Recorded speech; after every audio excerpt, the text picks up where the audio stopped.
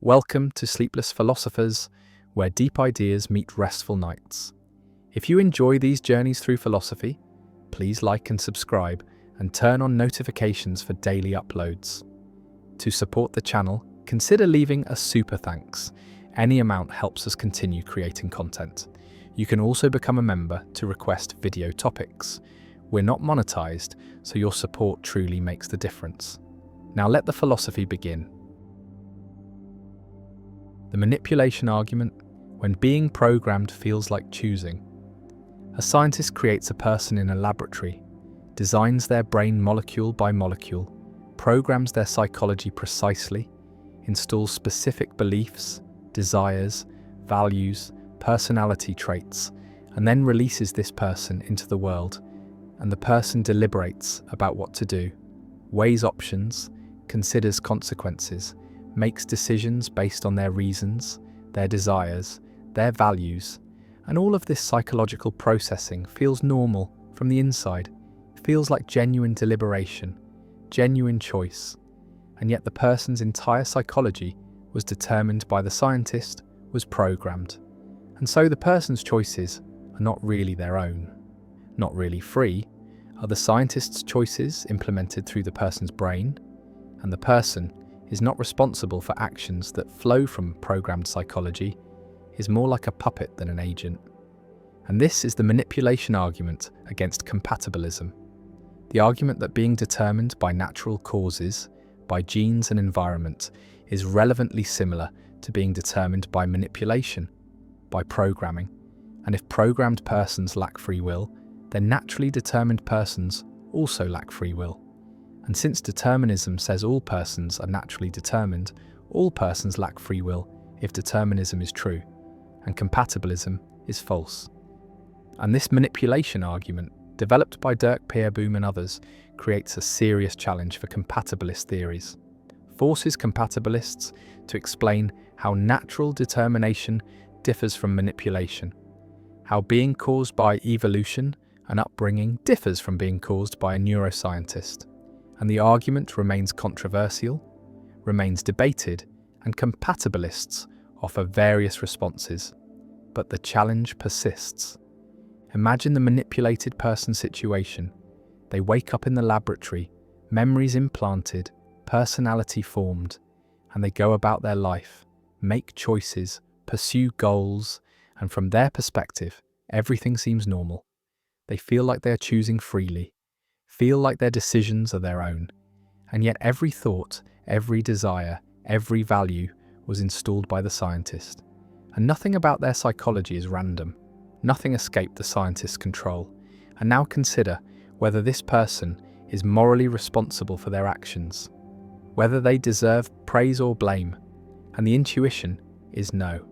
They are not responsible because their actions flow from programmed psychology, from values and desires they did not choose, that were imposed on them. And responsibility requires that psychology be one's own, not be externally determined. And the manipulated person's psychology is not their own, is the scientist's creation. And so they lack responsibility, lack free will.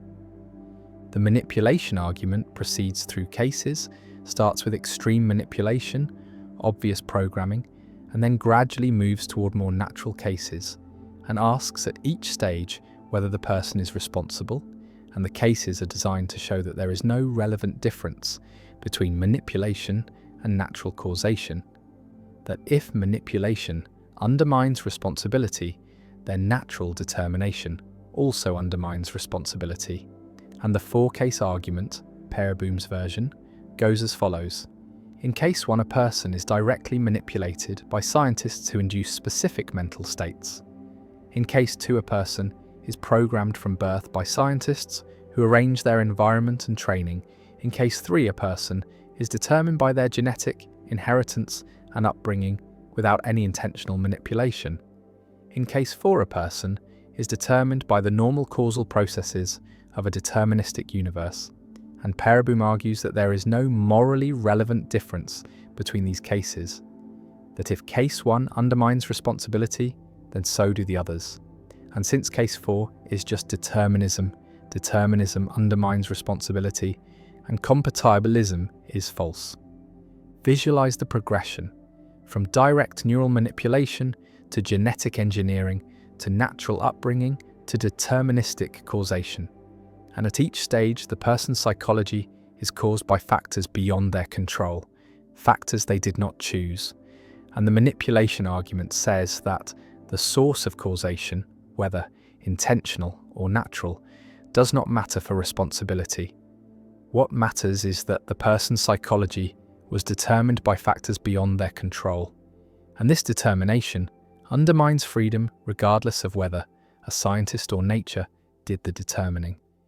And if we agree that the manipulated person, in case one is not responsible, then we must agree that naturally determined persons, in case four are also not responsible, and compatibilism, which says determinism is compatible with responsibility, is refuted. Compatibilists respond to the manipulation argument with various strategies. One response distinguishes between manipulation and natural determination, argues that manipulation involves bypassing the person's normal, deliberative processes, involves imposing psychology externally, while natural determination involves the person's psychology developing through normal processes, through learning and experience and interaction with the world. And this difference matters for responsibility, makes naturally determined persons responsible, even though manipulated persons are not. And the manipulation argument fails because it ignores this difference, treats all determination as equivalent when it is not.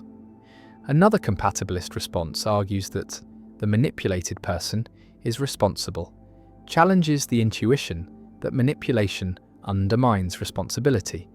And this response requires biting the bullet, accepting that even persons whose psychology was programmed by scientists are responsible as long as their actions flow from their own deliberation, their own reasons, even if those reasons were installed.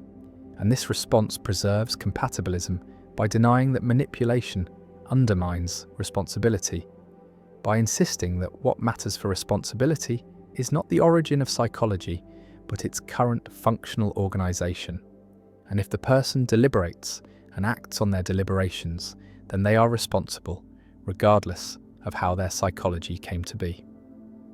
A third compatibilist response distinguishes between historical and structural accounts of responsibility, argues that responsibility depends on the structure of the person's psychology, on whether they have the right kind of control mechanisms, the right kind of reflective capacities, not on the history of how that psychology was formed and manipulated. Persons can have the right structure, even if their history is abnormal, and so they are responsible. And the manipulation argument fails because it assumes that history matters when only structure matters, and compatibilism is preserved by adopting a structural rather than historical account of responsibility. Incompatibilists defend the manipulation argument, defend the intuition that manipulation undermines responsibility, and argue that compatibilist responses are ad hoc, are motivated by a desire to save compatibilism rather than by principled distinctions, and there is no relevant difference between being determined by a scientist and being determined by genes and environment. Both involve the person's psychology being shaped by factors beyond their control. Both undermine the kind of control required for responsibility, and the manipulation argument succeeds in showing that compatibilism is false, that determination, whether by manipulation or by nature, is inconsistent with freedom. The manipulation argument also raises questions about what responsibility requires, about whether responsibility is historical, depends on how psychology was formed, or structural, depends only on current organization. And this debate is central to understanding free will, to clarifying what kind of control is required for moral responsibility. And the manipulation argument forces this debate into the open, makes it explicit. And even if the argument does not definitively refute compatibilism, it succeeds in challenging compatibilists to articulate their view clearly, to explain what distinguishes responsible from non-responsible agents. The programmed person walks through life choosing, deliberating, acting, and feeling free. And the question remains whether they are genuinely responsible, whether their choices are truly their own, or whether they are puppets, implementations of the scientist's design. And the manipulation argument uses this person to challenge compatibilism, to question whether natural determination is really different from artificial manipulation, and the argument persists as one of the most powerful challenges to compatibilist theories. A challenge that highlights the difference between feeling free and being free, between subjective experience of choice and objective reality of determination. And the manipulated person remains choosing but programmed, free-feeling but determined. And whether such a person is responsible remains contested. And the manipulation argument endures as a permanent challenge to compatibilism, forcing recognition that if determinism is true, then we are all in a sense manipulated, determined by factors beyond our control. And whether this determination undermines responsibility, whether it makes us unfree, remains one of the deepest questions in philosophy of free will. The liar paradox. There exists a statement so simple that it collapses the foundations of truth itself, a sentence that devours its own meaning the moment it is spoken. And this is the liar paradox, a loop that has haunted logicians and philosophers for over 2,000 years. The paradox is most famously expressed in a single declaration: this statement is false, and the mind recoils at what follows. For if the statement is true, then it must be false as it claims. But if it is false, then it must be true because it correctly identifies itself as false. And so the cycle begins again, spiraling endlessly, without resolution, without escape. The ancient Greeks were the first to wrestle with this demon of language, and Epimenides, the Cretan, is often credited with an early version when he declared that all Cretans are liars, which implies that if he himself is a Cretan, then his statement must be a lie, which means Cretans might actually tell the truth, which means his statement might be true, which means it is false again, and the contradiction churns without mercy. Philosophers have spent centuries trying to solve or dissolve the paradox, and some argue that self-referential statements like this are simply meaningless, that language breaks down when it tries to refer to itself in this way, while others suggest that truth is not binary but exists on a spectrum, allowing for statements that are neither fully true nor fully false, hovering in some undefined space between. Bertrand Russell encountered similar contradictions when developing set theory and discovered that self-reference could destroy the entire logical framework of mathematics, leading him to create new systems that carefully excluded paradoxes like the liar from ever forming. The paradox also influenced Kurt Gödel, whose incompleteness theorems proved that within any sufficiently complex logical system, there will always be true statements that cannot be proven, which itself echoes the spirit of the liar paradox, the idea that truth and provability are not always the same thing. Some modern logicians have proposed paraconsistent logics, systems where contradictions can exist without causing the entire structure to collapse, allowing the liar paradox to be true and false simultaneously without forcing us to accept that everything is true, which would render logic useless. Others reject the paradox entirely, claiming that natural language is too vague and imprecise to support rigorous logical analysis, that the liar paradox is a quirk of grammar rather than a deep philosophical problem. Yet the paradox persists, refusing to die, surfacing in new forms across disciplines, from computer science to legal theory, anywhere that self-reference appears. Consider a sign that reads, "Ignore this sign," or a rule that states there are no rules, or a person who says everything I say is a lie, and the same strange loop emerges, the same dizzying collapse of meaning.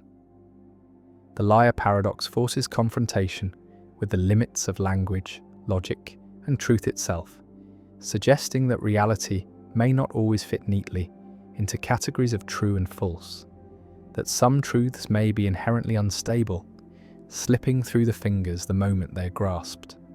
It reminds us that words are not perfect mirrors of reality, but tools shaped by human thought. And sometimes those tools turn on themselves, revealing cracks in the structures we build to make sense of existence. The Monty Hall problem. A game show host presents 3 doors. Behind one is a valuable prize, a car perhaps, and behind the other 2 are less desirable outcomes, goats or some other consolation, and the contestant chooses a door, say, door number 1, but before the chosen door is opened, the host, who knows what is behind each door, opens one of the other doors, revealing a goat, and now 2 doors remain closed. The one the contestant originally chose, and one other, and the host offers a choice: stick with the original selection or switch to the other unopened door, and the question that has baffled and frustrated countless people is simple. Does it matter? Is there an advantage to switching? And the answer, counterintuitive as it seems, is yes.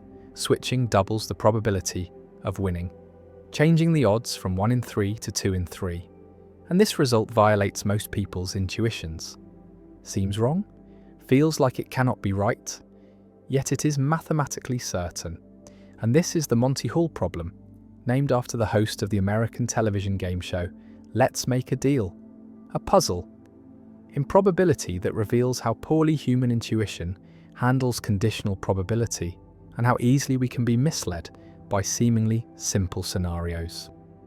The reasoning behind the correct answer goes as follows.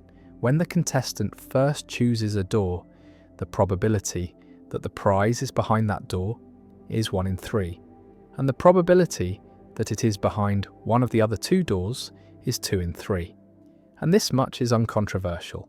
But when the host opens one of the other doors and reveals a goat, showing that the prize is not behind that door, the probabilities do not redistribute evenly among the remaining doors.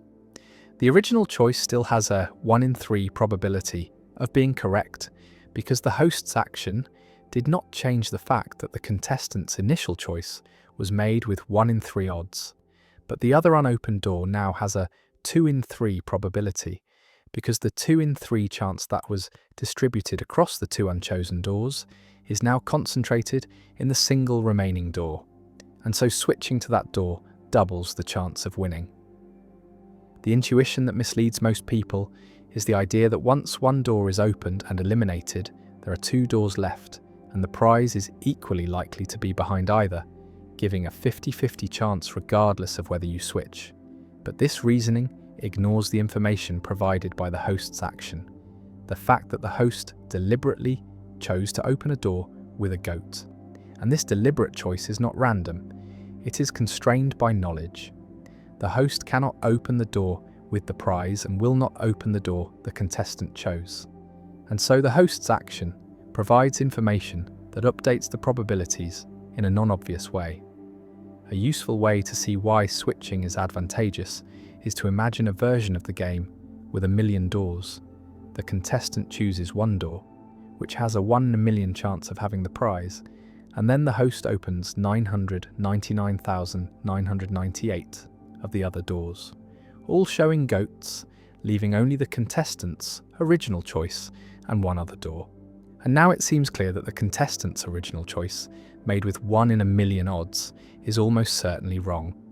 And the remaining door, the one the host carefully avoided opening, is almost certainly the one with the prize, and switching gives a 999,999 in a million chance of winning. And the same principle applies with 3 doors, just with less dramatic numbers. The Monty Hall problem has been a source of controversy and heated debate, even among mathematicians and statisticians. And when Marilyn Vos Savant, a columnist known for her high IQ, published the correct answer in her magazine column in 1990, she received thousands of letters, many from PhD holders and professionals, insisting she was wrong. And the controversy revealed how deeply counterintuitive the solution is, how resistant people are to accepting it even when presented with mathematical proof. And this resistance reflects broader features of human cognition. The tendency to rely on heuristics and intuitions that work well in most everyday situations, but fail in probabilistic scenarios involving conditional information. The problem also illustrates the importance of conditioning in probability, the fact that probabilities must be updated in light of new information, and that the way information is acquired matters. The host's knowledge and deliberate choice of which door to open is crucial to the solution. If the host opened a door randomly and happened to reveal a goat, then the probabilities would indeed be 50-50. But because the host knows and deliberately avoids the prize door, the situation is different. And this distinction between random and informed selection is subtle and easy to miss. The Monty Hall problem has applications beyond game shows. It appears in medical testing, in legal reasoning, in machine learning, anywhere that probabilities must be updated based on partial information. And understanding the logic of the Monty Hall problem helps clarify how to reason correctly in these more consequential contexts, how to avoid fallacies, how to properly incorporate evidence into probability assessments. The problem also raises questions about the psychology of probability, about why people find certain probabilistic reasoning so difficult. And experiments have shown that even after being told the correct answer and shown simulations that demonstrate it, many people remain skeptical, unable to shake the intuition that switching makes no difference.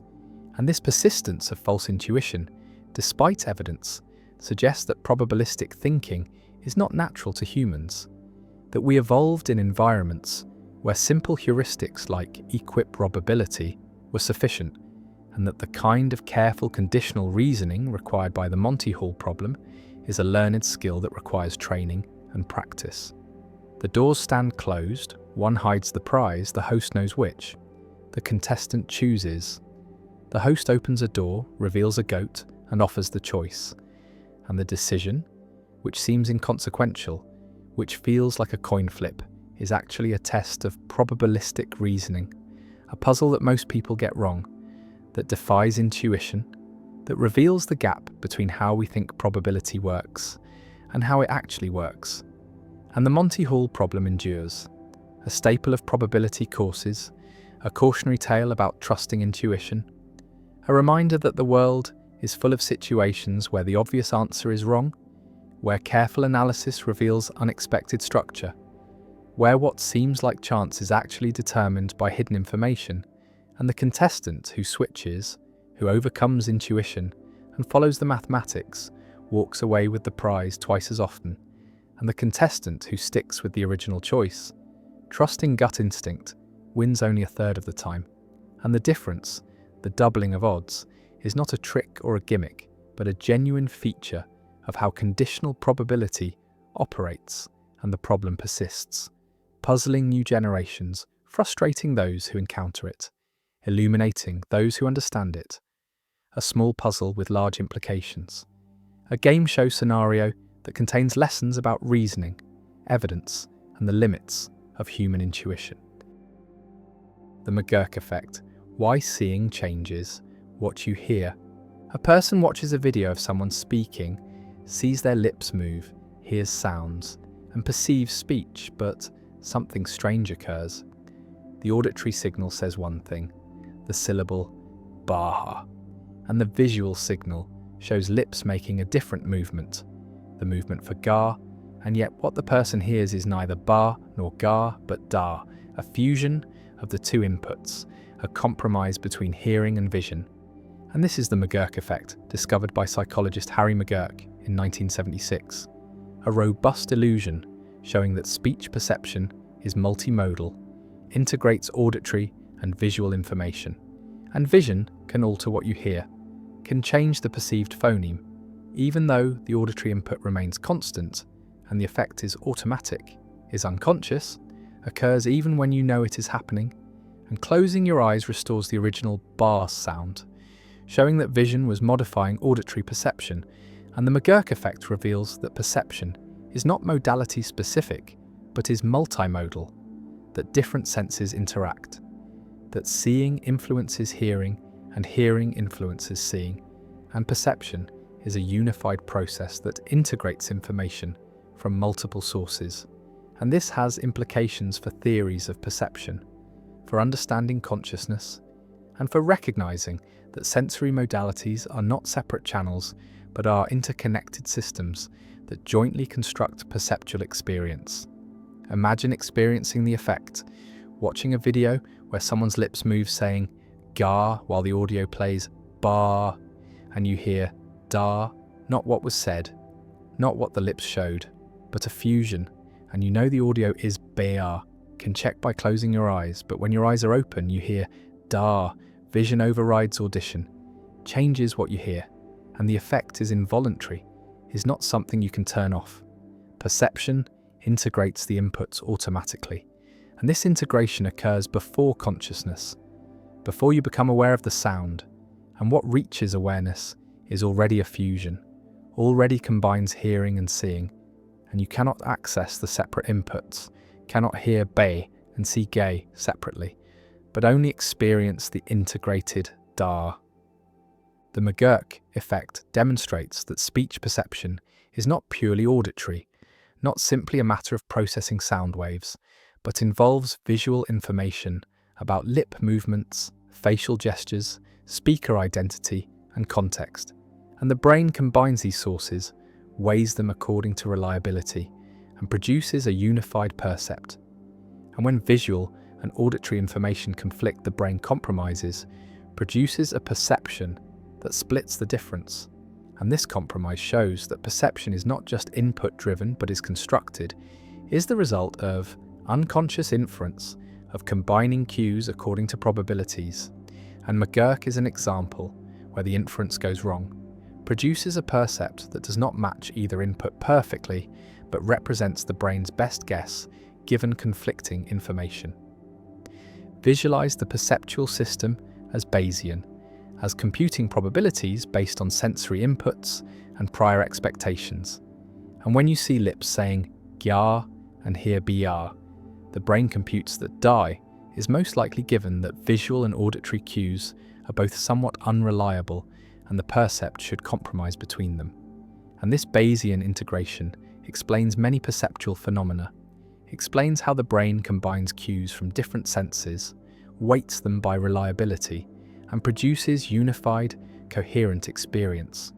And the McGurk effect is a case where the integration produces an incorrect result, but reveals the normal processing that usually works well, that usually integrates senses accurately. The McGurk effect challenges theories that treat senses as separate, that analyze vision separately from audition, that assume perception is modality-specific, and the effect shows that modalities interact. That perception is fundamentally multimodal, and this has led to theories of multisensory integration, to research on how the brain combines information from different senses, where in the brain this integration occurs, and what rules govern it. And the McGurk effect has become a paradigm case, a standard demonstration of multimodal perception used in countless psychology classes and research studies. The effect also has implications for understanding consciousness, because the fusion occurs before consciousness, occurs in processing that we do not have access to, and what we experience as the result of this processing is the fused percept, and we do not experience the separate auditory and visual inputs, do not have access to the processing that combined them, and consciousness receives only the output, only the unified percept, and this shows that much of perception is unconscious, is hidden from awareness, and conscious experience is constructed from unconscious processing, and the construction is so seamless that we do not notice it, do not realize that our experience is a synthesis rather than a direct recording of input. The McGurk effect appears in discussions of cognitive penetrability, because if perception is modular, if sensory systems are encapsulated, then one modality should not influence another. Vision should not alter what you hear, but the McGurk effect shows cross-modal influence, shows that perception is not strictly modular, that different sensory modules communicate and interact. And this qualifies strong modularity, suggests that while early sensory processing may be modular, later perceptual processing integrates across modalities, and perception as a whole is not modular but is interactive. And the McGurk effect is evidence for this interactivity, for perceptual systems that are not strictly separated, but are interconnected. The effect also has practical implications for understanding speech perception in noisy environments, for designing hearing aids that take advantage of visual information, for developing virtual reality systems that create convincing multimodal experiences, and for understanding how perception can be manipulated, how illusions can be created through conflicting sensory cues. And the McGurk effect shows that perception is vulnerable to these manipulations, is not simply determined by physical input, but depends on how inputs are integrated. The person watches the video, hears da, knows the audio says ba, sees the lips say ga, and yet perceives da, a fusion that is none of the inputs but is the brain's compromise. And the McGurk effect persists, demonstrates multimodal integration, challenges modular theories, reveals unconscious perceptual processing, and stands as one of the most famous demonstrations in cognitive psychology. A simple effect that reveals deep truths about how perception works, how senses interact, how consciousness is constructed from unconscious processes, and the effect remains robust and automatic, a permanent feature of human speech perception, showing that seeing changes, hearing, that perception is unified, that the brain constructs experience from multiple sources, and the fusion continues. Da heard when ba was spoken, and ga was seen, and the McGurk effect endures. The ladder paradox, how moving objects shrink and fit where they shouldn't. A ladder 10 meters long rushes toward a garage that is only 8 meters deep. The garage has a front door and a back door, both initially open, and the ladder is traveling at a significant fraction of the speed of light, fast enough that length contraction becomes important. And according to special relativity objects moving at high speed contract along their direction of motion, and an observer standing in the garage watching the ladder approach calculates that at 80% of light speed, the ladder contracts to 6 meters, shorter than the garage, and so the observer plans to trap the ladder inside by simultaneously closing both doors for a brief moment, catching the entire contracted ladder inside the 8-meter garage. And this seems straightforward. The moving ladder fits because it is contracted, but now consider the perspective of someone riding on the ladder.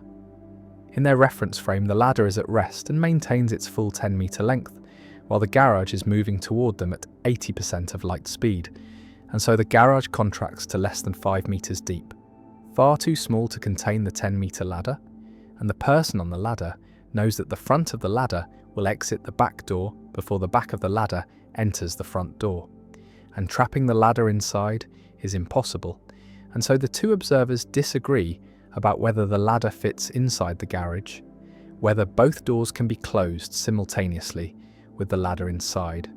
And this is the ladder paradox, also called the barn pole paradox, a puzzle about how length contraction and simultaneity interact in special relativity. The resolution lies in understanding that simultaneity is relative, that events which are simultaneous in one reference frame are not simultaneous in another, and the garage observer sees both doors closing at the same time, trapping the ladder, but the ladder observer sees the doors closing at different times.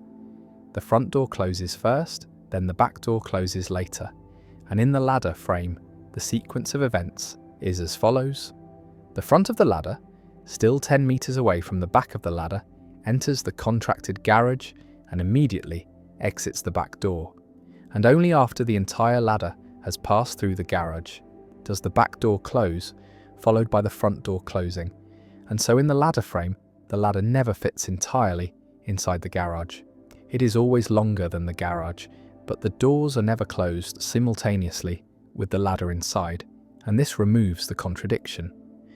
Both observers agree on the physical facts. They agree on when collisions occur, on whether the ladder gets scratched or damaged, but they disagree about which events are simultaneous, about the order in which certain events happen, and this disagreement is not a matter of illusion or observation delay, but a fundamental feature of space-time in special relativity. imagine space-time diagrams for both perspectives. In the garage frame, the diagram shows the two doors as vertical lines fixed in position, and the ladder as a diagonal streak moving horizontally through space and vertically through time. And the ladder is shortened by length contraction. And there is a moment when the back of the ladder has entered the front door and the front of the ladder has not yet exited the back door. And at this moment, both doors can be closed simultaneously, trapping the contracted ladder.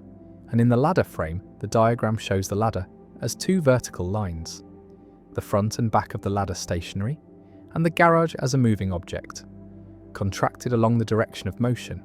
And the two doors close at different times. First, the front door closes and then opens, allowing the front of the ladder to pass. And then the back door closes after the back of the ladder has already entered. And the doors are never simultaneously closed around the ladder, and both descriptions are correct. Both are consistent with the laws of physics, and the apparent contradiction arises only from expecting that simultaneous in one frame means simultaneous in all frames. And relativity denies this. Simultaneity is frame-dependent. The paradox also highlights the role of signals and information, because if the closing of the doors is controlled by signals sent at the speed of light, then the relativity of simultaneity ensures that the signals arrive at different times in different frames, and the physical mechanism that closes the doors respects causality and relativity, and no contradiction arises. The doors can be set to close when the ladder is inside, as measured in the garage frame, and this same mechanism, viewed from the ladder frame, closes the doors at different times, and the ladder is never trapped because it never fits entirely inside, and both descriptions are correct and consistent. Some people find this resolution unsatisfying. It seems like the ladder either fits or does not fit. There should be an objective fact of the matter, but relativity says that fits inside is not an objective notion. When motion is involved, it depends on what simultaneity convention is used, on which reference frame is chosen, and different frames can disagree about spatial relationships without any frame being wrong. And this is one of the deepest lessons of relativity, that spatial and temporal relationships are frame-dependent, that there is no absolute space or absolute time, and that what counts as simultaneous or as fitting inside depends on the observer's state of motion.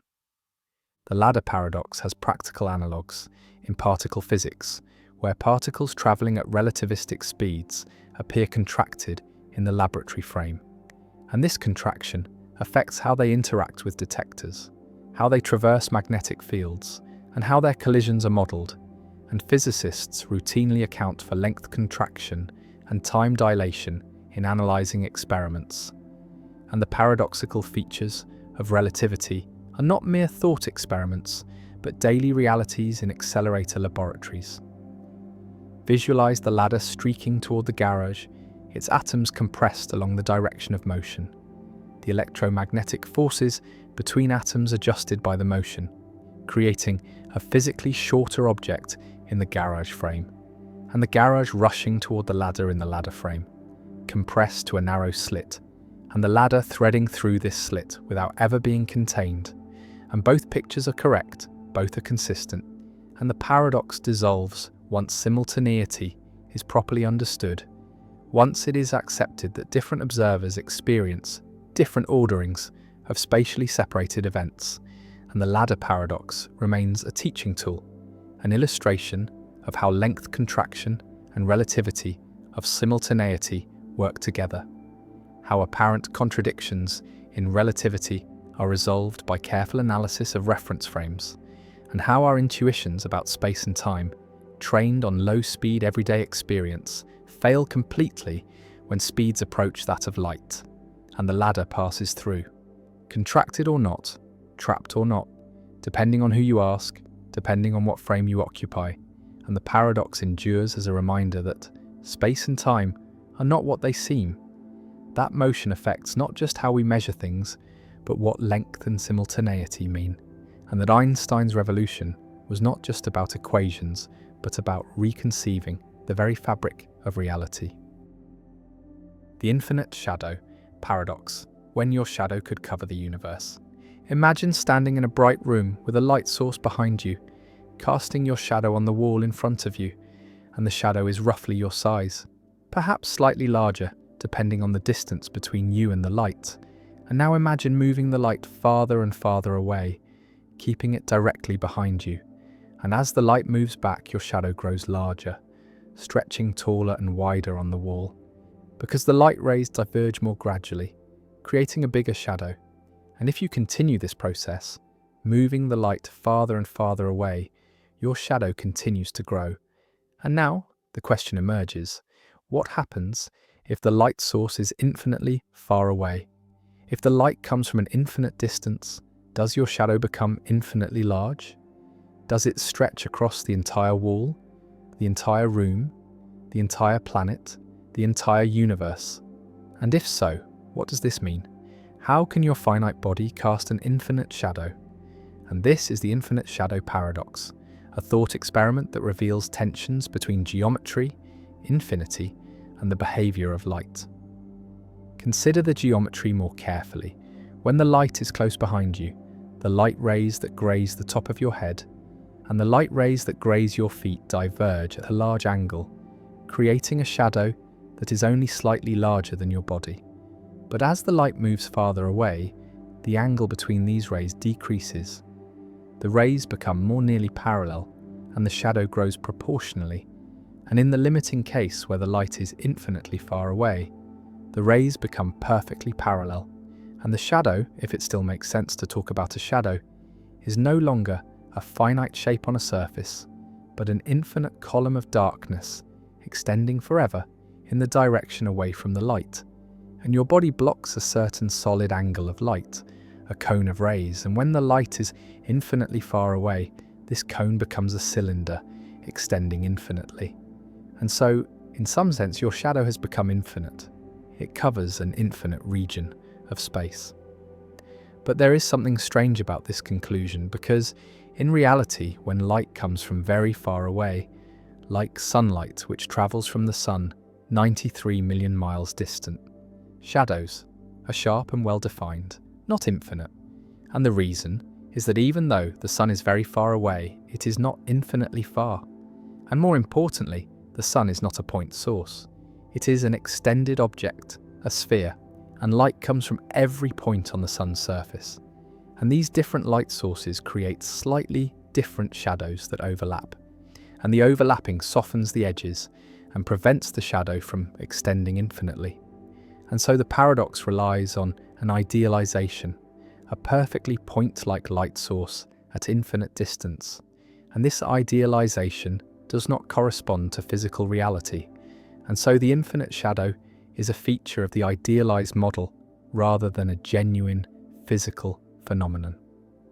Another way to resolve the paradox is to recognize that the concept of a shadow depends on there being a surface on which the shadow is cast, a wall or a floor or the ground. And if the light is infinitely far away and there is no surface, then there is no shadow in the usual sense. There is a region of space from which light is blocked, but without a surface to project onto. The notion of shadow loses its meaning, and so the infinite shadow is not a shadow at all, but an abstract geometric construction, a cylinder of blocked light extending through space. And whether this deserves to be called a shadow or an infinitely large shadow is a matter of definition rather than a physical fact. The paradox also connects to questions about parallel lines and perspective, because in ordinary experience, parallel lines appear to converge at a vanishing point on the horizon. Train tracks appear to meet in the distance, even though they remain the same distance apart. And this convergence is a feature of perspective, of how our eyes or cameras project three-dimensional space onto two-dimensional images. But in the case of light rays coming from infinity, the rays are truly parallel, not merely appearing parallel, and parallel lines by definition never meet, extend forever without intersecting. And so the shadow, defined as the region blocked by your body from these parallel rays, is a cylinder that extends infinitely. And there is no convergence, no finite boundary. And the paradox is that this seems to make your small body relevant to arbitrarily distant regions of space seems to give your finite physical presence infinite geometric reach. Some philosophers have used the infinite shadow paradox to argue about the nature of infinity and the limits of physical realizability, suggesting that infinite quantities like infinite distance or infinite extension cannot actually occur in the physical universe, that they are useful mathematical idealizations but not genuine features of reality. And the paradox supports this view by showing that infinite idealizations lead to strange consequences that do not match experience. And so perhaps infinity is a tool for calculation rather than a description of the actual world. And the paradox is avoided by rejecting the premise that light can come from infinite distance, or that shadows can extend infinitely. Others embrace the paradox as revealing something genuine about geometry and light, accepting that in an idealized geometric setting, with a point source at infinity and parallel rays, shadows do become infinite. And this is not a contradiction, but a feature of how geometry works, and the fact that physical light sources are extended and finite distances are never truly infinite means that the paradox does not apply to real shadows, but it remains a valid thought experiment about what would happen in an idealized limit. And such thought experiments are valuable for understanding the structure of space and the behavior of light, even if they do not correspond to observable phenomena. Visualize yourself standing on an infinite flat plane, with a point of light infinitely far behind you, and the light rays come in perfectly parallel, and your body blocks a cylinder of these rays, and the cylinder extends forward forever. And if there were a wall anywhere in front of you, no matter how far away, your shadow would appear on that wall, and the shadow would be exactly your size, exactly your shape, because the parallel rays preserve size and shape. And so, in this sense, your shadow is not infinitely large, but infinitely long. It is a finite cross-section extended through infinite space. And whether this counts as an infinite shadow or merely an infinitely extended shadow is a question of terminology. But the strangeness remains, the fact that your finite body has infinite geometric influence. The paradox also appears in discussions of cosmology and the nature of the universe, because if the universe is infinite in spatial extent and light travels in straight lines, then in principle, a light source on one side of the universe could cast shadows of objects on the other side, and the time required for light to travel such distances would be infinite. And so the shadow would never actually form, would always be in the process of propagating, and this raises questions about whether infinite distances are meaningful, whether light travelling forever without reaching a destination is different from light that does not exist, and whether geometric constructions that invoke infinity are useful descriptions or merely mathematical artifacts. The shadow stretches forward, grows as the light recedes, and in the limit becomes infinite, a column of darkness extending without end, and you stand there, finite and small, casting a shadow that reaches to infinity. And the paradox asks whether this makes sense, whether infinite shadows are possible, whether geometry allows such things. And the answer depends on what idealizations are accepted, on whether point sources and infinite distances and perfect parallel rays are admitted. And if they are, then the shadow is infinite, and if they are not, then the paradox dissolves. And the paradox remains a teaching tool, an illustration of how infinity changes things, how limits can produce strange results, how geometric reasoning applied to idealized cases can lead to conclusions that violate intuition. And the shadow persists, stretching toward infinity, a monument to the strangeness of geometric idealizations and the care required when reasoning about the infinite. The knowledge argument, what the color scientist learns when she leaves her room. A scientist named Mary spends her entire life in a black and white room, a room devoid of color, where everything is shades of grey. And Mary is a brilliant neuroscientist who specializes in color vision, and she studies colour from this colourless room using black and white monitors and books. And she learns everything physical there is to know about colour, learns about wavelengths and photoreceptors and neural pathways, learns about opponent processing and colour constancy, knows exactly which brain states correspond to which colour experiences, can predict with perfect accuracy what someone will report when shown a coloured object. And Mary's knowledge of the physical facts about colour is complete, exhaustive, includes every fact that physics, chemistry, and neuroscience can provide. And yet Mary has never seen colour, has never experienced red or blue or yellow. And then one day, Mary leaves the room, steps outside, and sees a ripe tomato for the first time. And she experiences red. And philosopher Frank Jackson asks, does Mary learn something new? Does she gain new knowledge when she sees red for the first time? And the intuition is yes. She learns what red looks like, learns what it is like to experience red. And this new knowledge is not physical knowledge, because she already had all physical knowledge. And so there are facts about consciousness, facts about subjective experience that are not physical facts. And physicalism is false. And this is the knowledge argument, also called the Mary argument, one of the most influential arguments against physicalism, a challenge to the view that the physical facts exhaust all facts. Imagine Mary's situation, surrounded by books and papers explaining colour in physical terms.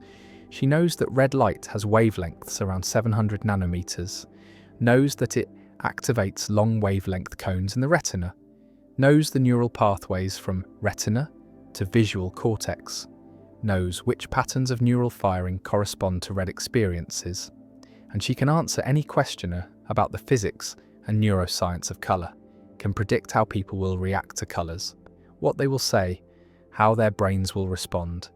And yet when she sees red for the first time, she says, aha, so that is what red looks like. And this reaction suggests she learned something, gained knowledge she did not have before. And since she already knew all physical facts, the new knowledge must be non-physical, must be knowledge of phenomenal facts, of what experiences are like. And these phenomenal facts are not reducible to physical facts, are additional to them, and so physicalism is incomplete, fails to capture everything about consciousness. The knowledge argument can be formulated as follows.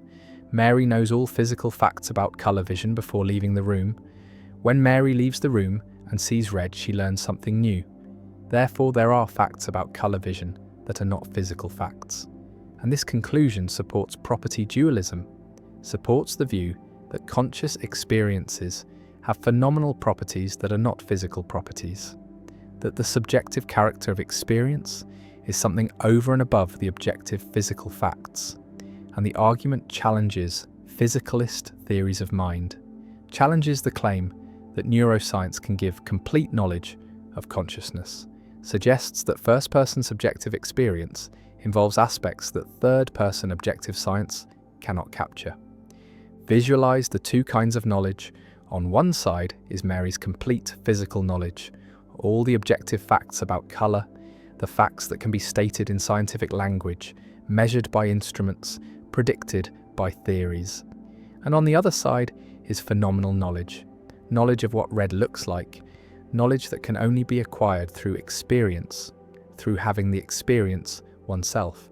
And the knowledge argument says these two kinds of knowledge are distinct, that no amount of the first kind can yield the second kind, and this distinctness shows that phenomenal facts are not physical facts, that consciousness has properties that resist physical reduction. Physicalists have developed multiple responses to the knowledge argument. The ability hypothesis argues that what Mary gains when she leaves the room is not new factual knowledge, but new abilities. The ability to recognize red, to imagine red, to remember red. And abilities are not facts, are know-how rather than know that.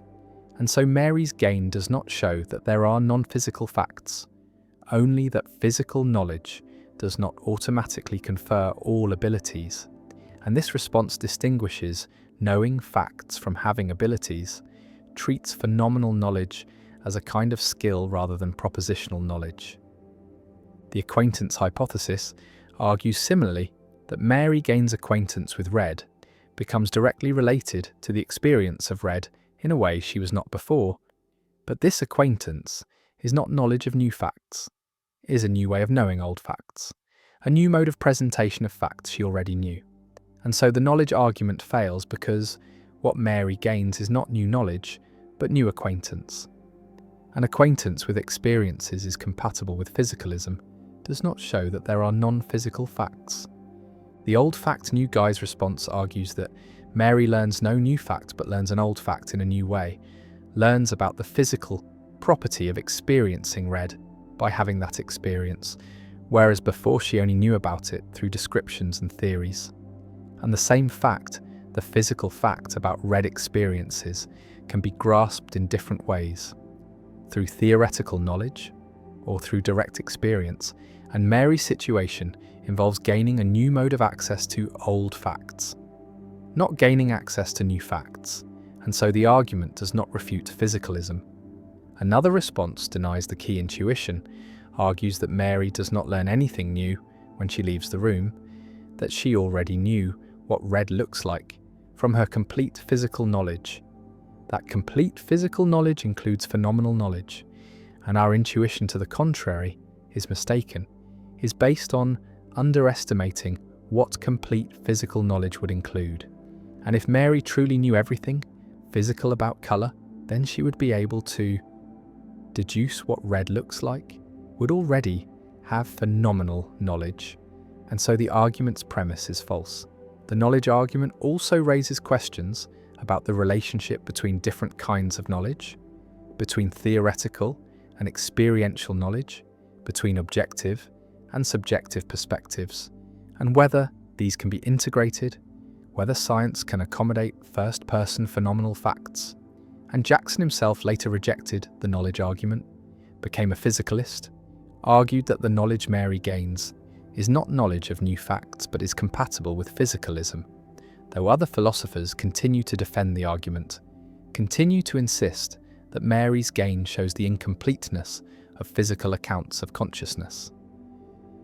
Mary sits in her black and white room, learning about colour, mastering every physical fact, and then she steps outside, and the world bursts into colour, and she sees red for the first time, and the tomato glows in the sunlight, and her reaction is wonder, is discovery, is the sense of learning something utterly new, and whether this reaction reveals that physicalism is false, that consciousness includes non-physical properties, or whether it merely shows that knowledge comes in different forms, different modes, remains disputed, remains one of the central debates in philosophy of mind, and the knowledge argument persists, powerful and controversial, a challenge to physicalist theories, a defense of the irreducibility of phenomenal consciousness, and a reminder that subjective experience, the what it is likeness of mental states, resists capture in purely objective physical terms, and Mary's story continues to be told, to be analysed, to be debated, and the question remains, did she learn something new, something that physical knowledge could not provide? And the answer determines whether consciousness can be fully explained by neuroscience, or whether phenomenal experience involves something more, something that transcends the physical. And the knowledge argument endures as a vivid illustration of the explanatory gap, the gap between physical facts and phenomenal facts, between brain and mind, between what we can know objectively and what we can only know by experience. The paradox of analysis, how explaining something makes it meaningless. A philosopher attempts to analyze a concept, to provide a definition that captures its meaning precisely, and suppose the concept is knowledge, and the philosopher proposes that knowledge is justified true belief. And this analysis, if correct, should be informative, should tell us something we did not already know about what knowledge is, should illuminate the concept by breaking it down into simpler components. But here emerges a paradox articulated by C.H. Langford and discussed extensively by G.E. Moore, because if the analysis is correct, then the analysandum, the concept being analysed, and the analysans, the analysis itself, must have the same meaning, must be synonymous, otherwise the analysis would be incorrect, would not capture what knowledge really is. But if they are synonymous, then stating the analysis provides no new information, becomes a tautology, becomes equivalent to saying knowledge is knowledge, which is trivial, tells us nothing. And so the analysis cannot be both correct and informative. If it is correct, then it is trivial. If it is informative, then it is not a genuine analysis, but merely a stipulation or a proposed change of meaning. And this is the paradox of analysis, a puzzle about whether conceptual analysis is even possible, whether we can both correctly identify the meaning of a concept and provide new insight into that concept. Imagine presenting the analysis to someone who understands the concept of knowledge, who uses the word correctly, who can distinguish cases where knowledge is present from cases where it is absent, and you tell them that knowledge is justified true belief. And if they already knew this, if the definition merely makes explicit what was implicit in their understanding, then the analysis is correct but uninformative, tells them nothing new. But if they learn something, if the analysis reveals something they did not already know, then it seems the analysis is changing the concept rather than analysing it, is offering a new concept rather than clarifying the old one. And either way, the analysis fails to do what philosophical analysis is supposed to do, both correctly identify meaning and provide insight.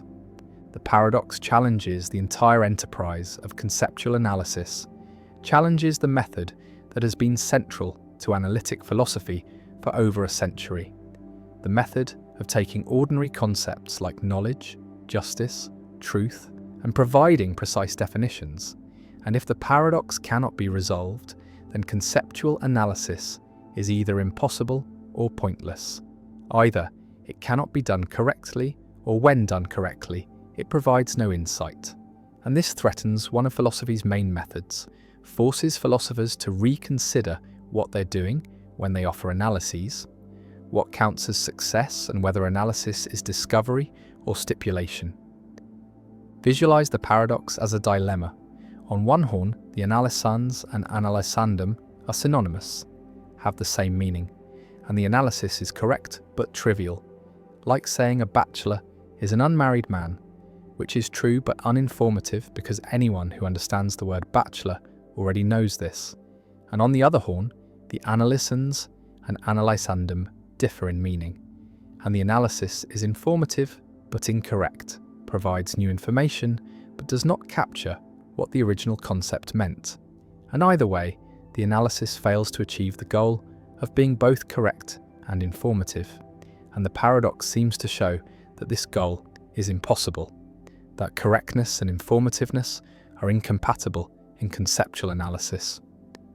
One response distinguishes between sense and reference, between how a concept is presented and what it refers to, and argues that an analysis can have the same reference as the analysandum while differing in sense, and so the analysis is informative because it presents the concept differently, makes explicit aspects that were implicit even though it refers to the same thing, and the analysis knowledge is justified. True belief is informative because even though knowledge and justified true belief refer to the same set of cases, they present those cases differently, one as a simple concept and the other as a complex structure. And learning the structure is learning something new even though the reference remains the same. And this response draws on Frege's distinction between sense and reference, uses it to explain how analyses can be both correct and informative. Another response appeals to implicit versus explicit knowledge, argues that competent speakers have implicit understanding of concepts, understand how to use them correctly, but lack explicit understanding, cannot state the definition, and conceptual analysis makes implicit knowledge explicit, converts procedural knowledge into propositional knowledge, and this conversion is informative even though it does not add to what was implicitly known, and the analysis is correct because it captures the implicit understanding and informative, because it makes that understanding explicit and available for reflection. And so the paradox dissolves because correctness and informativeness are compatible when we recognize that knowledge comes in implicit and explicit forms. A third response questions whether analyses are meant to be synonymous, argues that philosophical analyses are not claims about linguistic meaning, but claims about the nature of things, about what knowledge really is, about its essential properties, and knowledge is justified.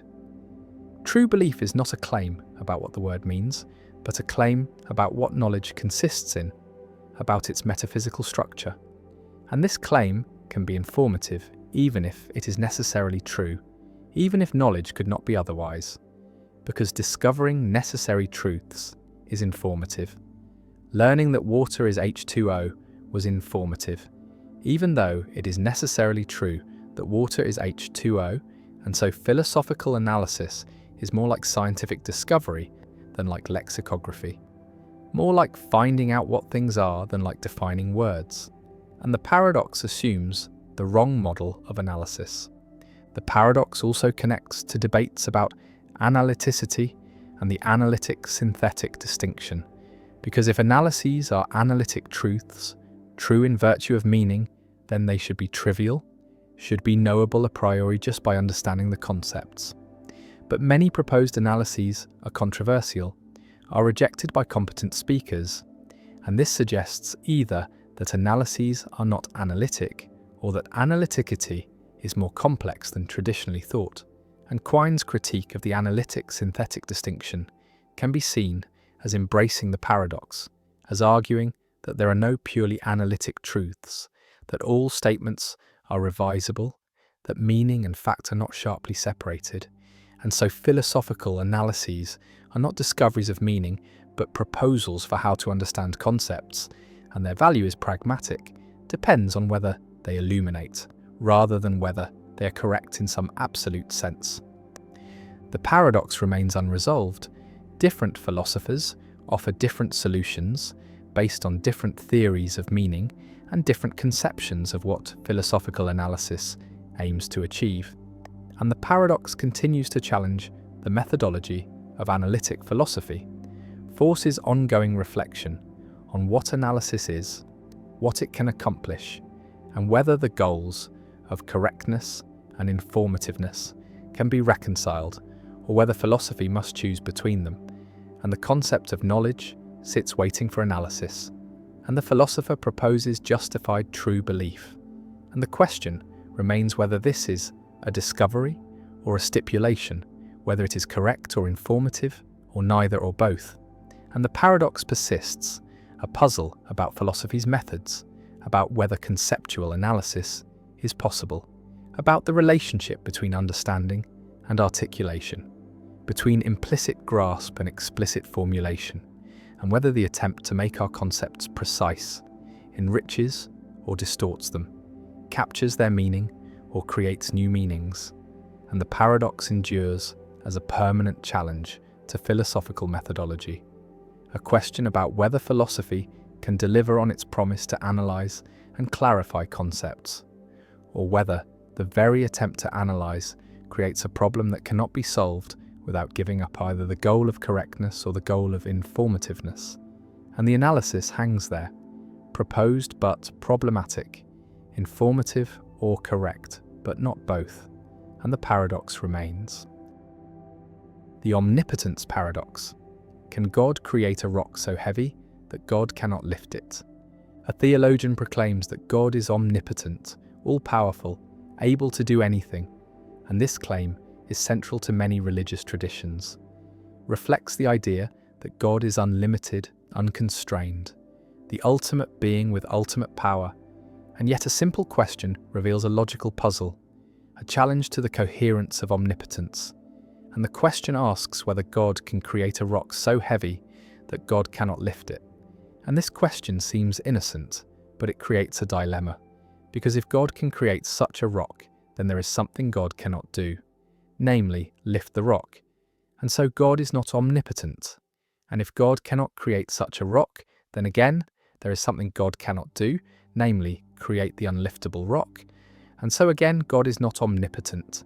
And either way, omnipotence seems impossible, seems self-contradictory, and this is the omnipotence paradox, also called the stone paradox, a puzzle that has troubled theologians and philosophers for centuries, forcing them to clarify what omnipotence means, what powers an all-powerful being could and could not have, and whether the concept of omnipotence is even coherent. Imagine the scenario concretely. God stands in a cosmic workshop, materials at hand, ready to create, and God decides to make a rock, but not just any rock, a rock so massive, so heavy, so immovable that even God's infinite power cannot lift it. And God sets to work, shaping matter, compressing mass, until the rock is complete. And then God tries to lift it, and the rock does not budge. God pulls and pushes and exerts all divine force, but the rock remains on the ground, unliftable.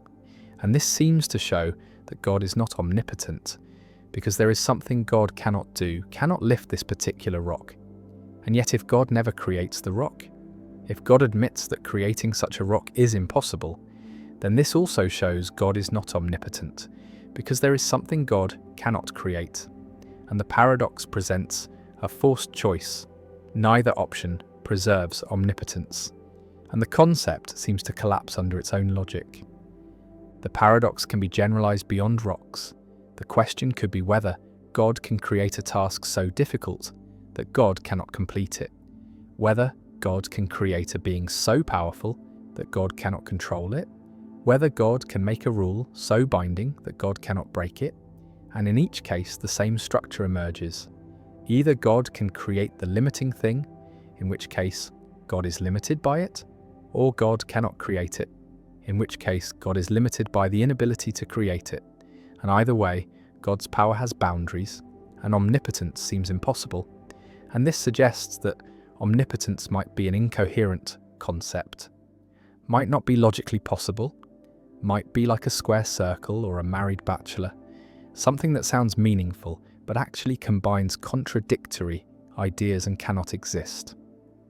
Theologians and philosophers have developed several responses to the paradox, attempting to show that omnipotence is coherent and that the paradox rests on misunderstandings or ambiguities. One common response is to restrict omnipotence to logically possible tasks, to say that God can do anything that is logically possible but cannot do things that are logically impossible, and creating a rock that an omnipotent being cannot lift is logically impossible, is self-contradictory, because omnipotence includes the ability to lift anything, and so a rock that cannot be lifted by an omnipotent being is a logical impossibility like a square circle. And God's inability to create logical impossibilities does not limit God's power in any meaningful sense, because logical impossibilities are not real tasks, are not things that could be done. And so excluding them from the scope of omnipotence is not a limitation but a clarification. Visualize omnipotence as a set of powers: the power to create anything logically possible, the power to know anything knowable, the power to do anything doable. And the set does not include impossible things, does not include making square circles or creating married bachelors or lifting unliftable rocks. Because these are not tasks, are not possibilities, are just combinations of words that do not refer to any coherent state of affairs. And just as we do not think a mathematician is limited because they cannot prove that 2 + 2 = 5, we should not think God is limited because God cannot do logically impossible things, because these are not things, are not genuine constraints on power. Another response distinguishes between God's essential attributes and God's contingent choices, and argues that omnipotence means God has the power to do anything consistent with God's nature. And part of God's nature is being omnipotent, and so God cannot create a situation where God lacks omnipotence, because that would contradict God's nature. But this is not a limitation on God's power.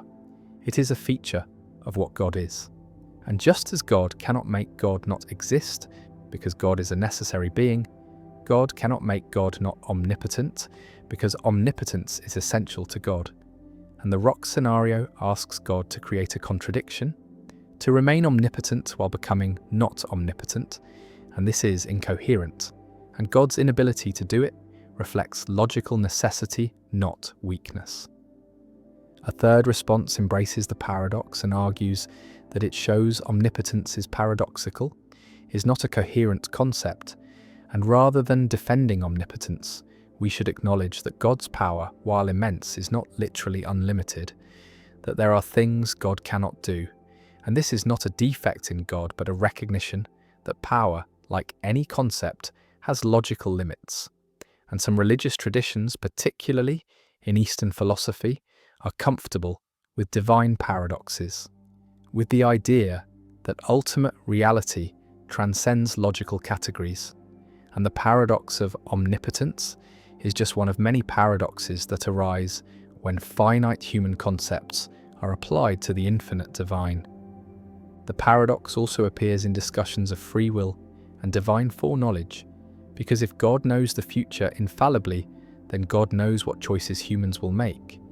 And if God knows what choices humans will make, then humans cannot choose otherwise, because if they could, then God's knowledge would be wrong, and so divine omniscience seems to eliminate human free will. And this creates a dilemma similar to the omnipotence paradox. Either God is not omniscient, does not know future free choices, or humans are not free, do not have genuine choice. And both options are unpalatable to many theologians who want to preserve both divine perfection and human freedom.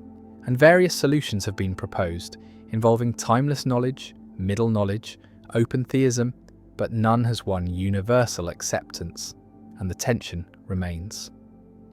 The omnipotence paradox reveals that the concept of unlimited power is more complex than it first appears, that power operates within logical and conceptual constraints, and that saying God is all-powerful does not mean God can do literally anything we can describe in words, but only that God can do anything that is genuinely possible, anything that makes sense, and the paradox serves as a test case, forces clarification of what omnipotence means, pushes theologians to be precise about divine attributes, and shows that even the most basic theological claims require careful, philosophical analysis to be made coherent.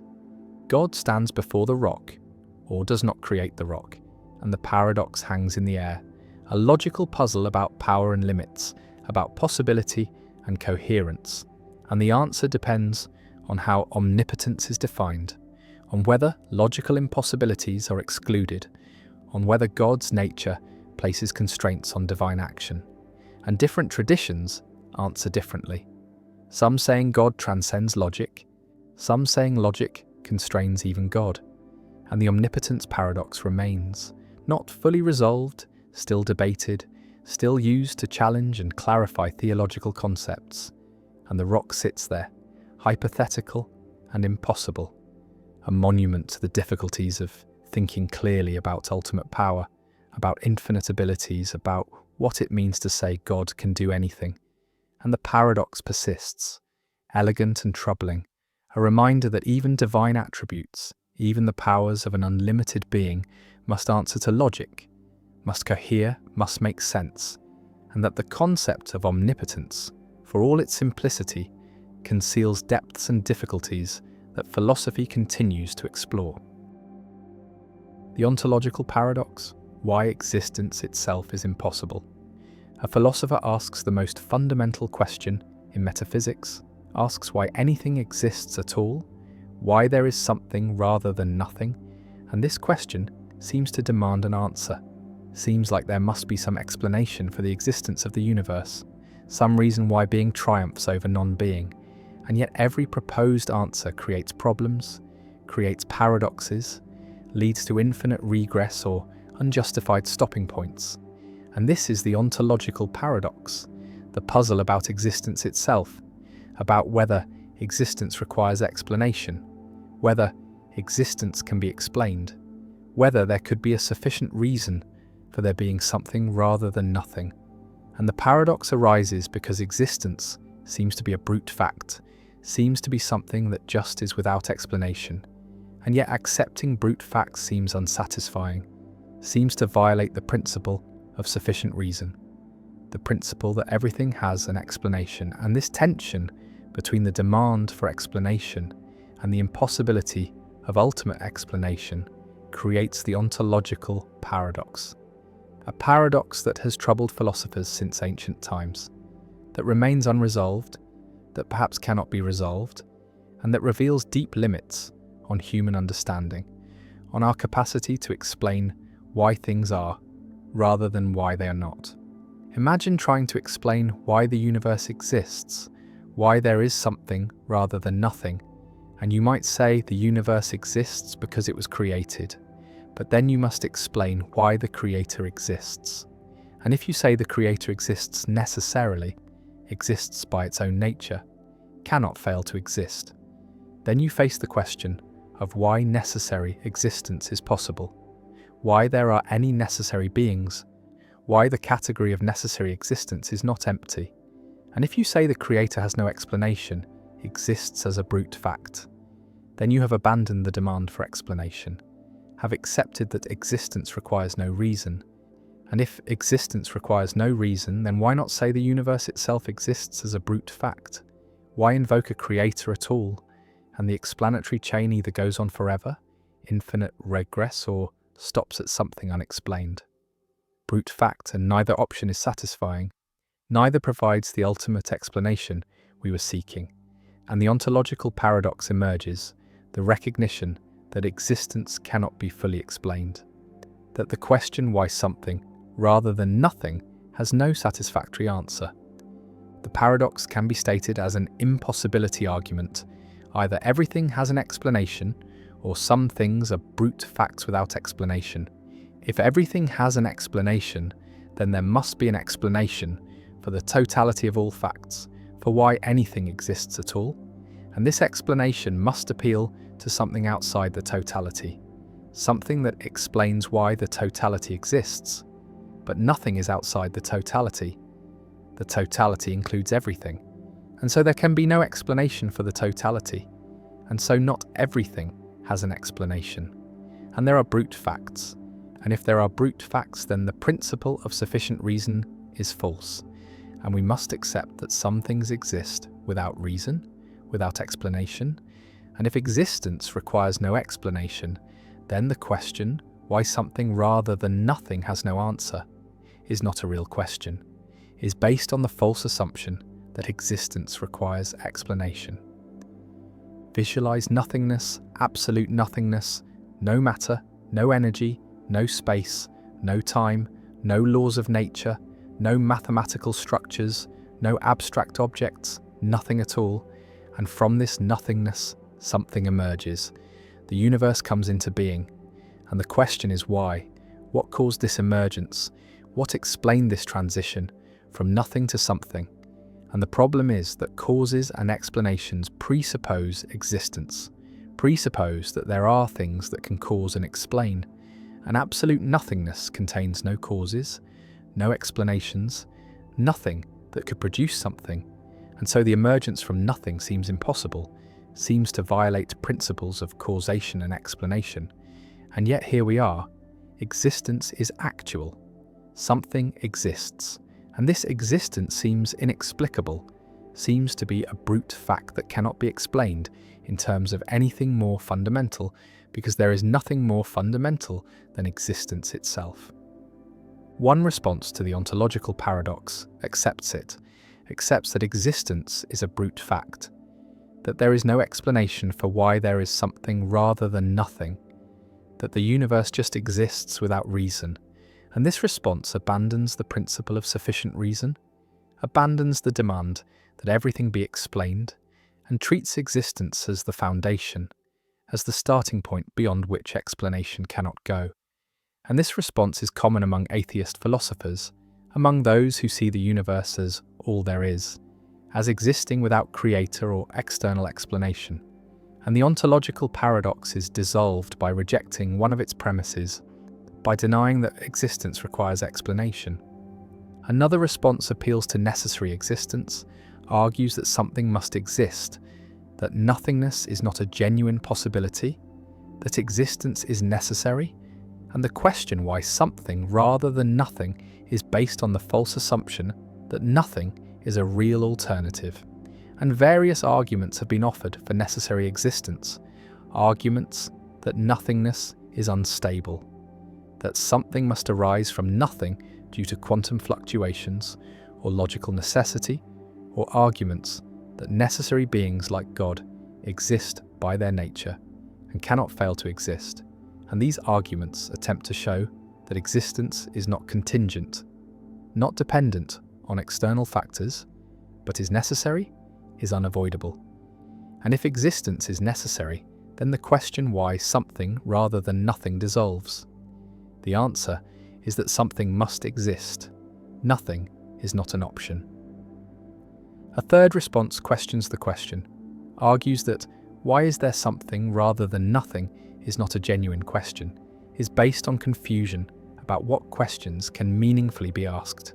And the question presupposes that nothing is the default, the expected state, and something is the deviation that requires explanation. But this presupposition is unjustified. There is no reason to privilege nothing over something, no reason to think nothing is more natural or more likely.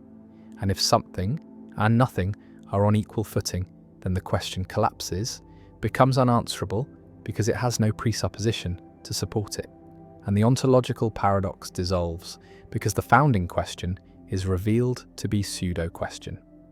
The ontological paradox also connects to debates about cosmology, about the origin of the universe, about whether the Big Bang was the beginning of everything, or whether something existed before, and cosmologists have proposed various scenarios.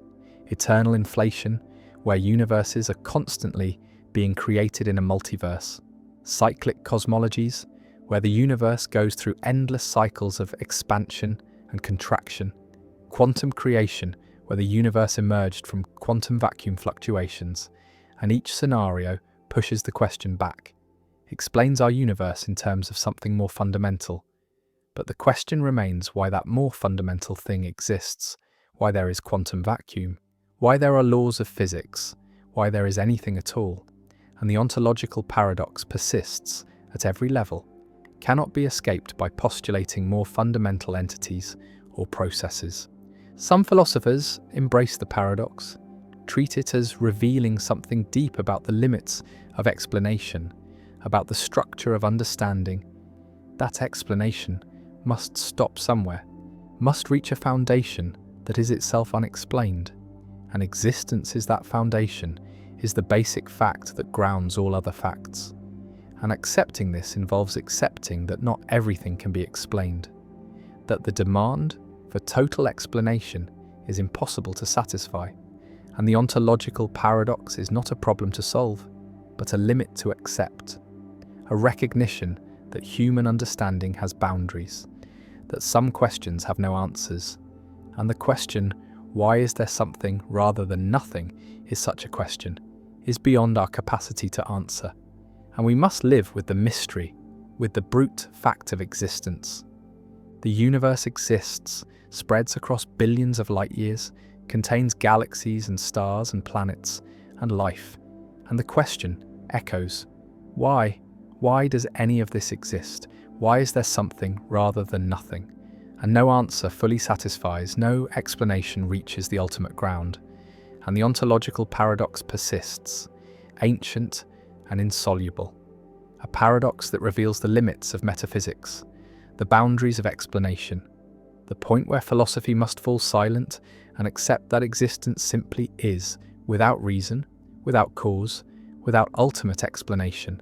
And the paradox endures as one of the deepest problems in philosophy, a problem that perhaps cannot be solved because it points to the edge of what can be understood, the limit where explanation gives out and brute fact takes over, and existence remains, mysterious and fundamental, and the question remains unanswered and perhaps unanswerable. The origination paradox, why you cannot create yourself. A philosopher asks where free will comes from. What makes a choice truly free, truly yours? And the answer seems to require that you be the ultimate source of your choices, that your decisions originate with you rather than being caused by factors beyond your control. And this origination, this ultimate sourcehood, seems necessary for responsibility, because if your choices are caused by factors you did not create, by genes you did not choose, by environments you did not design, by prior causes that reach back before your birth, then how are you responsible for those choices? How are they truly yours? And yet origination seems impossible, seems to require that you create yourself, that you choose your own character before you have a character to make choices with. And this is the origination paradox, the problem that free will seems to require ultimate origination, ultimate sourcehood, being the first cause of your actions, but such origination is impossible, requires creating yourself from nothing, requires existing before you exist to make the choices that create you. And this impossibility suggests that free will, understood as requiring ultimate origination, is impossible, is an incoherent concept, and responsibility is problematic.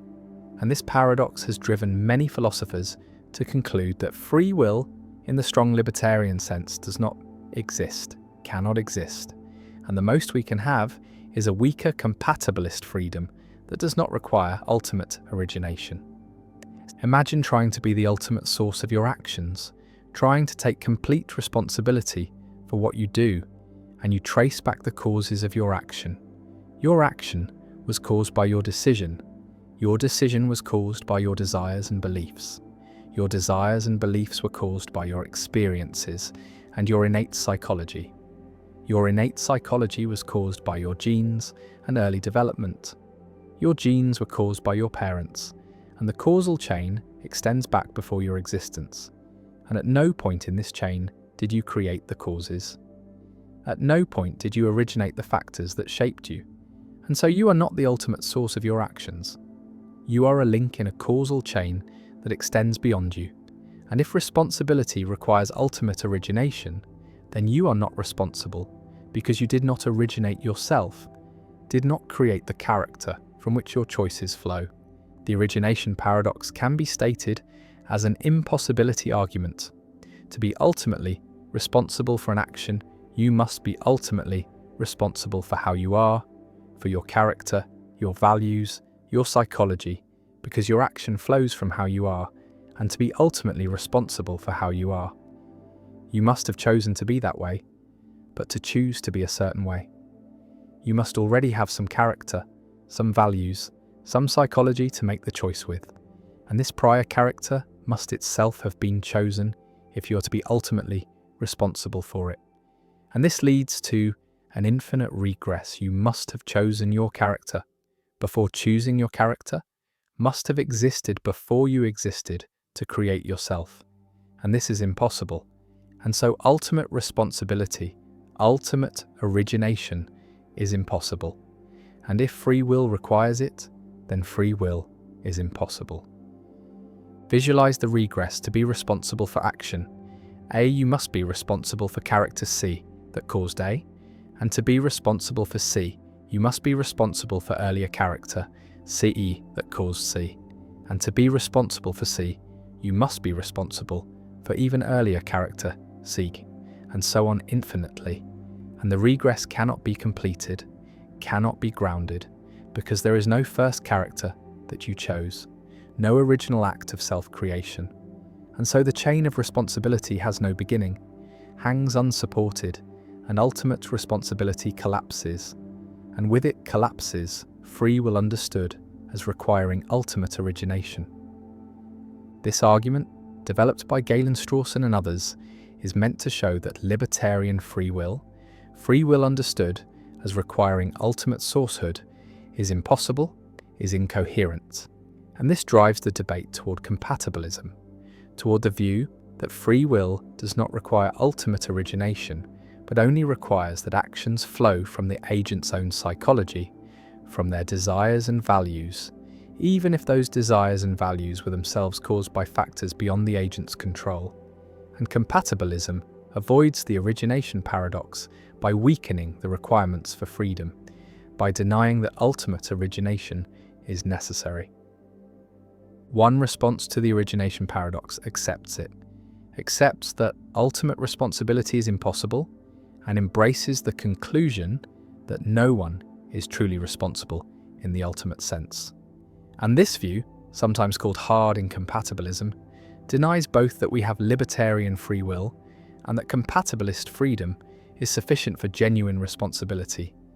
And moral responsibility is an illusion, is a concept that cannot be sustained once we recognize the impossibility of ultimate origination, and we should replace responsibility with other concepts, with forward-looking considerations about consequences and prevention rather than backward-looking considerations about desert and blame.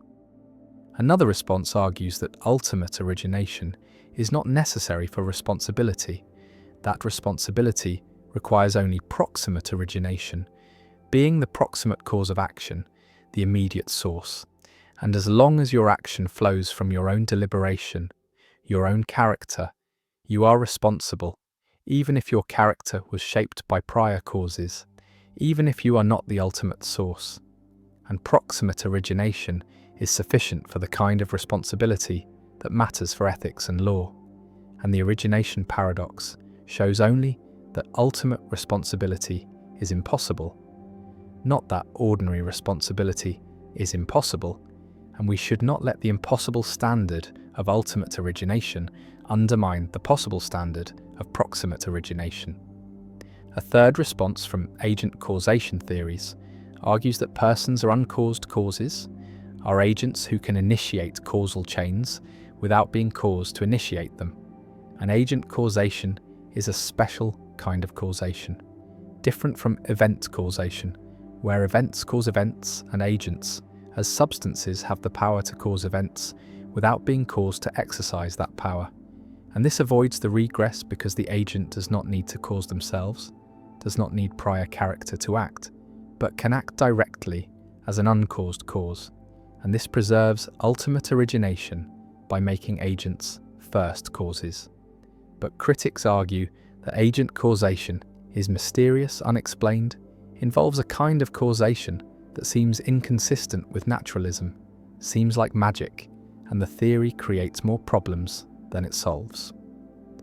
The origination paradox also connects to debates about moral luck, about whether we can be responsible for factors beyond our control, because the paradox shows that if we trace back far enough, everything is beyond our control, everything is luck, is the product of factors we did not choose, and if we cannot be responsible for luck, then we cannot be responsible for anything.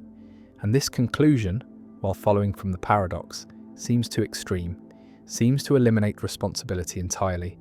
And this drives some philosophers to accept moral luck, to accept that we can be responsible for actions that depend on factors beyond our control.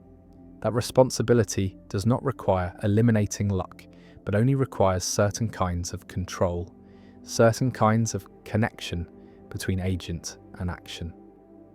The philosopher asks where you came from, how you became the person you are, and the answer traces back through causes, through genes and upbringing and choices and experiences, and none of these origins were ultimately under your control. None were self-created, and so you are not self-caused, are not self-created, are not the ultimate origination of yourself.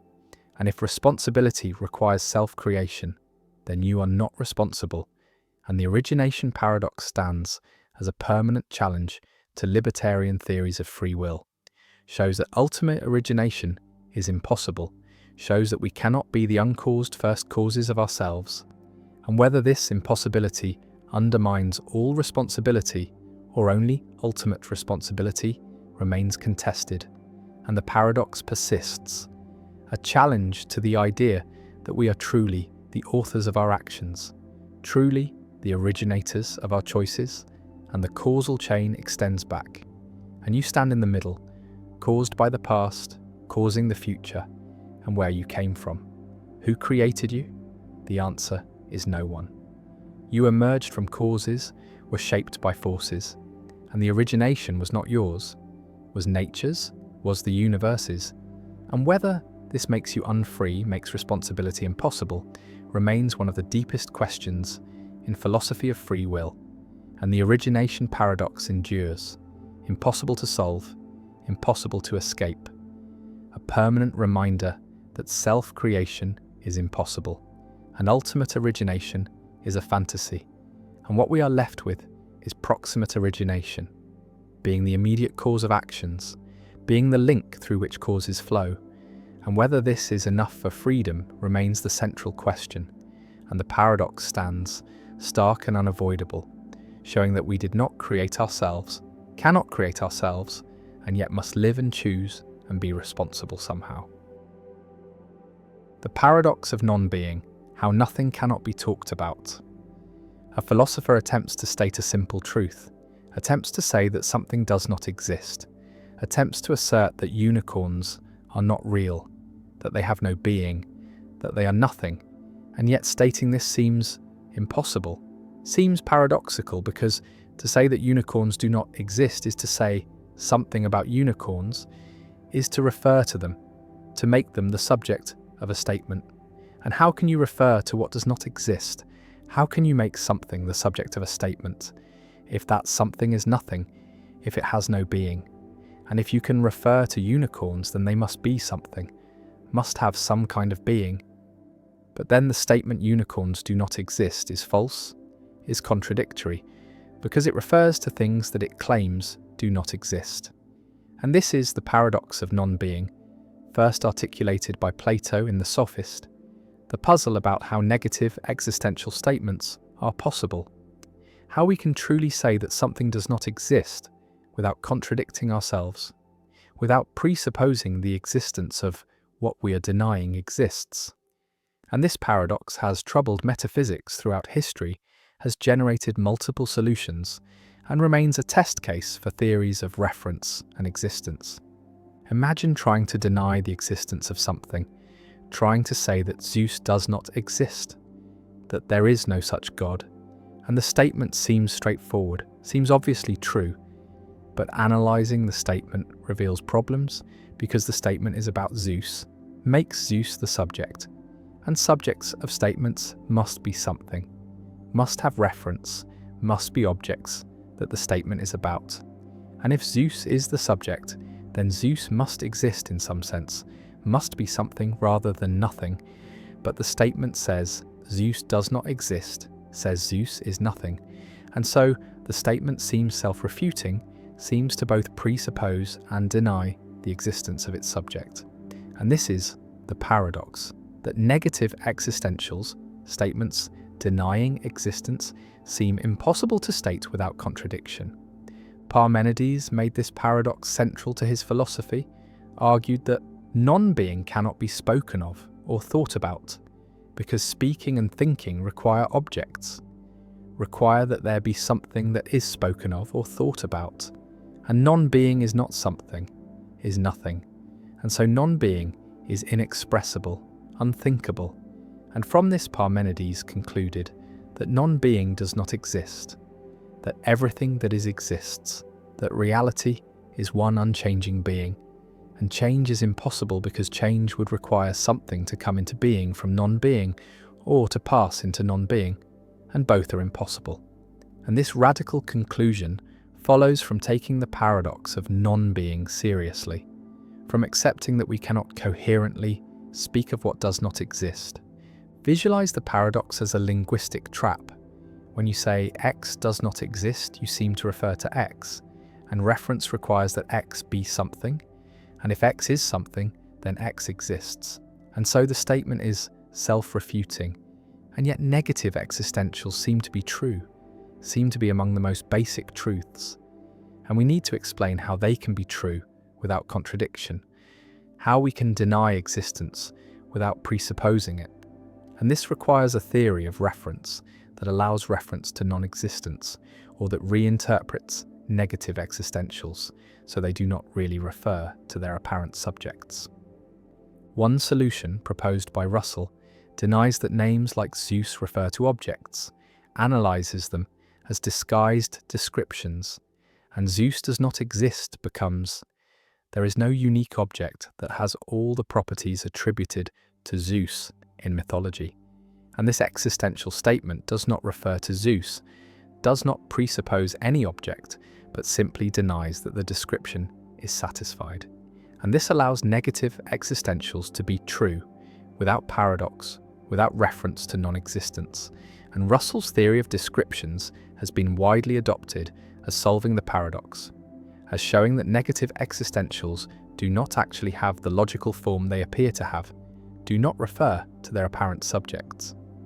Another solution from free logic distinguishes between existence and reference, allows that terms can refer without presupposing existence, and negative existentials are statements that deny existence while preserving reference, and this requires revising classical logic, requires allowing that some terms refer to nothing, are empty names, and statements containing empty names can still be meaningful, can still have truth values. And Zeus does not exist is true because Zeus is an empty name, refers to nothing, and the statement denies existence without presupposing it. And free logic has been developed extensively, provides formal semantics for empty names, and handles the paradox by liberalizing logic to allow reference without existence.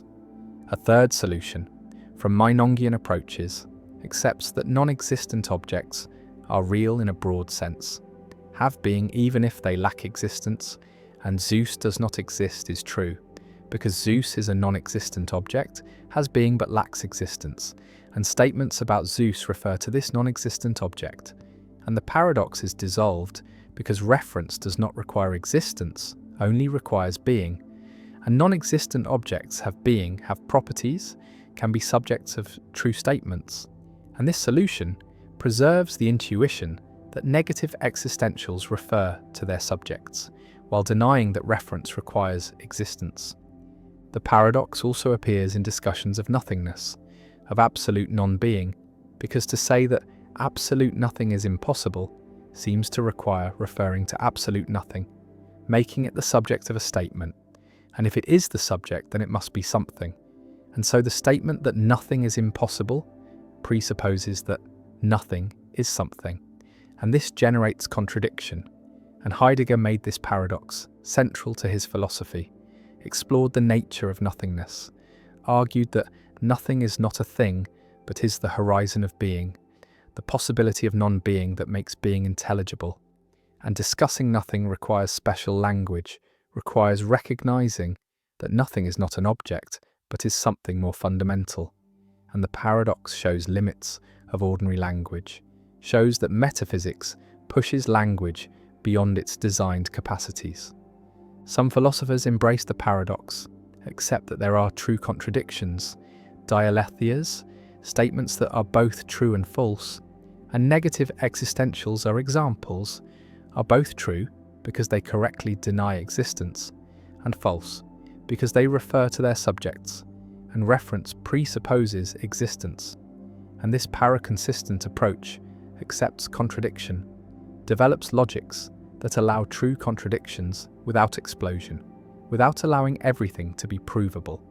And while controversial, paraconsistent logic provides one way of handling the paradox, accepts that negative existentials are genuinely paradoxical, are both true and false. The statement stands: Zeus does not exist, unicorns are not real, nothing is something, and the paradox remains, hovering over negative existentials, challenging theories of reference, forcing recognition that denying existence is not as simple as it seems.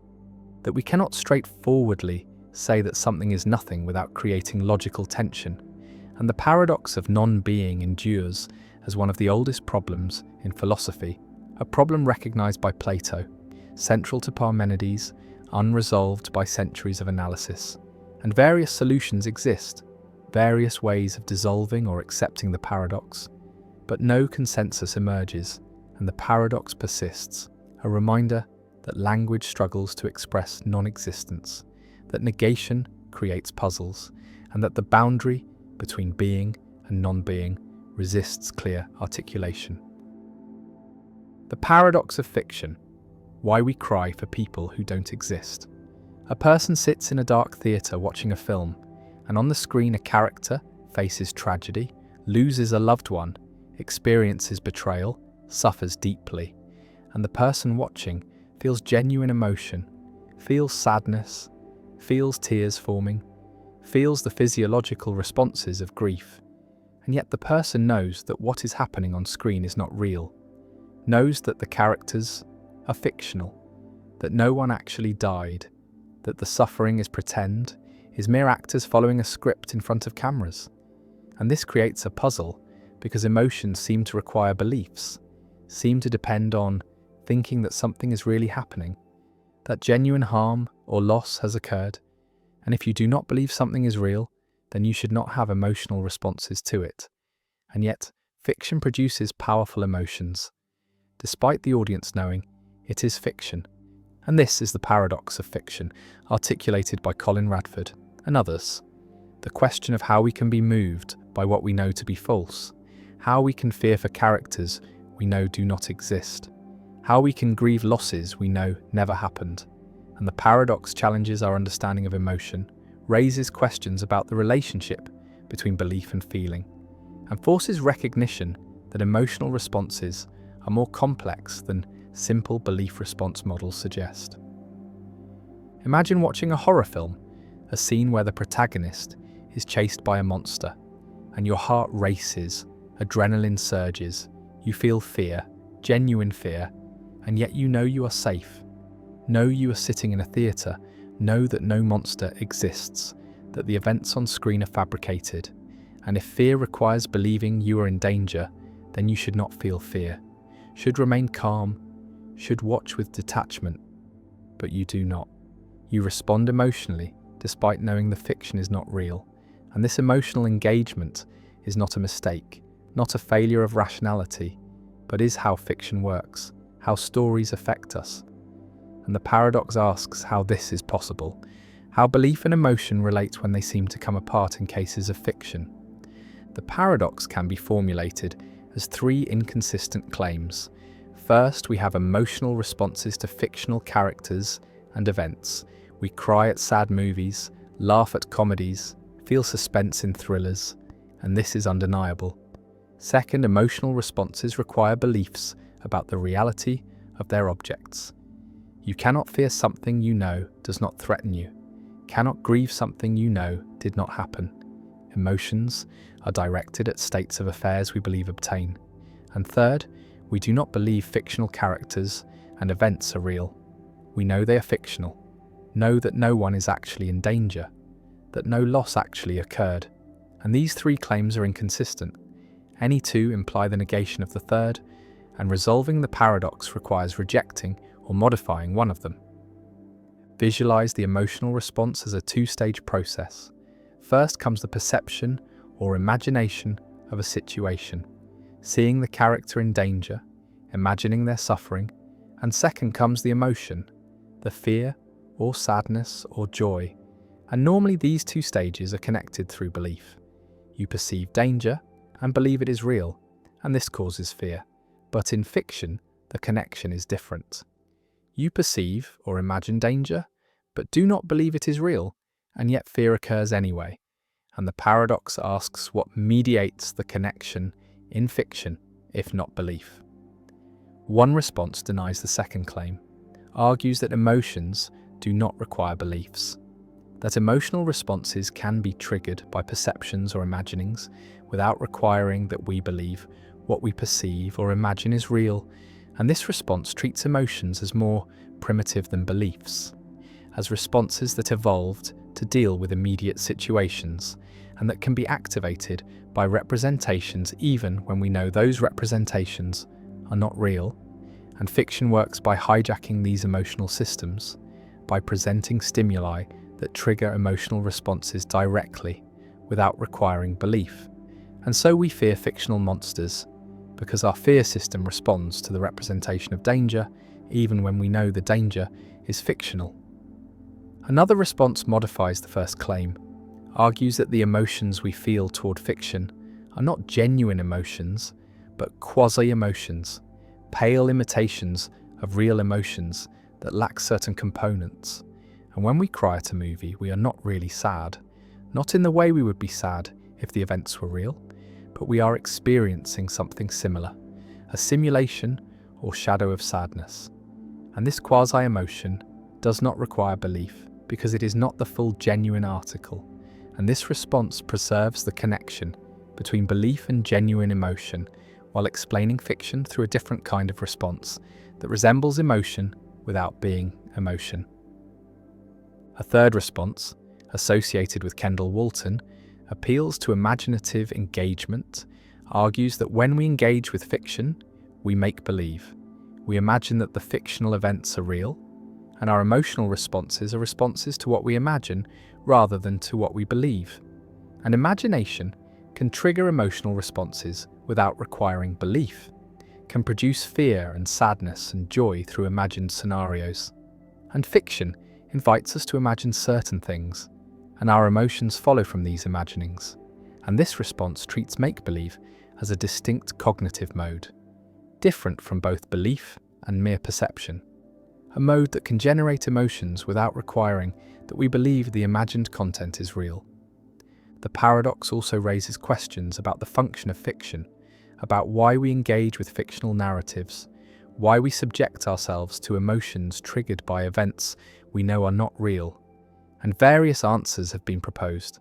Perhaps fiction allows us to explore possibilities, to experience situations vicariously, to rehearse emotional responses in safe contexts. Perhaps it serves social functions, helps us understand others, builds empathy, creates shared experiences, or perhaps it provides aesthetic pleasure, the enjoyment of well-crafted narratives, regardless of their truth. And understanding why fiction moves us might help explain how it moves us, might reveal the mechanisms that connect fictional representations to emotional responses. The paradox extends beyond fiction to other representational arts, to paintings that depict scenes that never occurred, to music that evokes emotions without representing anything, to imaginative scenarios we generate ourselves when daydreaming or planning. And in all these cases, emotions arise without corresponding beliefs about reality.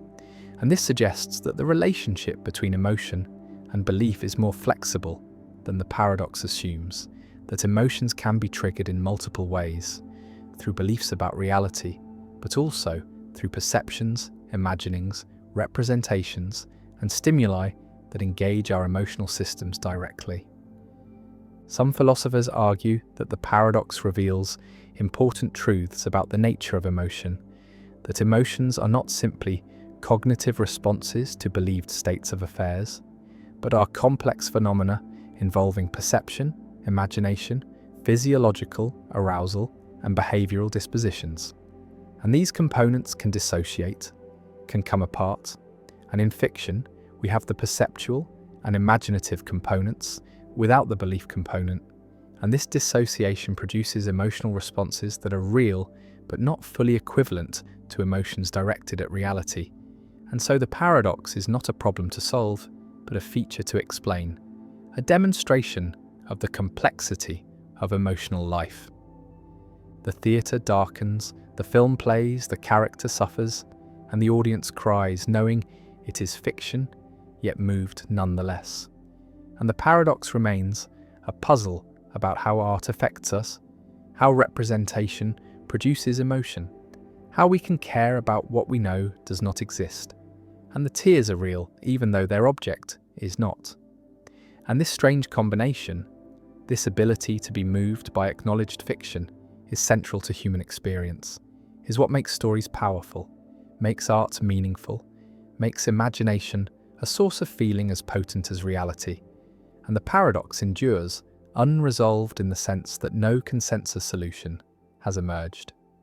No account of emotion in fiction that satisfies all philosophers, only a recognition that fiction moves us, that we respond emotionally to representations, that imagination and emotion are deeply connected, and that the relationship between belief and feeling is more complex than we thought. And the paradox persists as a reminder that human psychology is subtle, that cognitive and emotional systems interact in non-obvious ways, and that the ability to be moved by fiction, far from being a problem or a mistake, is a capacity that enriches life, that allows us to experience more than our immediate circumstances, to feel for others, to explore possibilities, and to find meaning in stories we know are not true. The paradox of choice, why having everything makes us want nothing.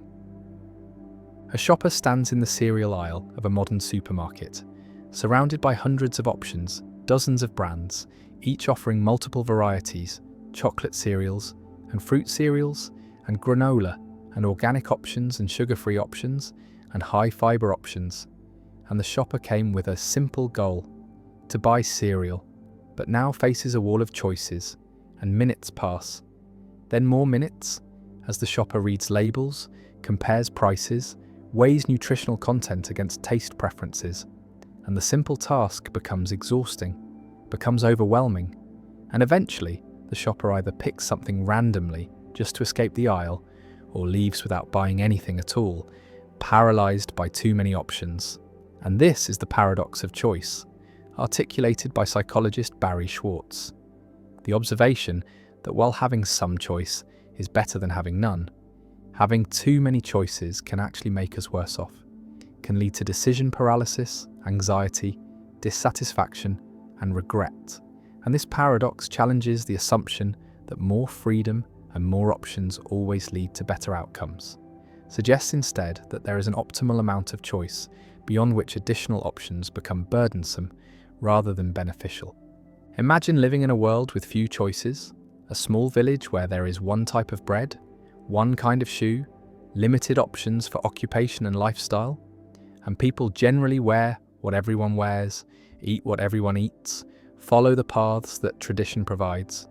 And this limited choice can feel constraining, can prevent people from finding what truly suits them, can force them into roles and lifestyles that do not fit, but it also simplifies life, reduces the cognitive burden of decision-making, provides clear social scripts and expectations, and people in such societies often report high satisfaction because expectations are managed, because the gap between what they have and what they could have is small.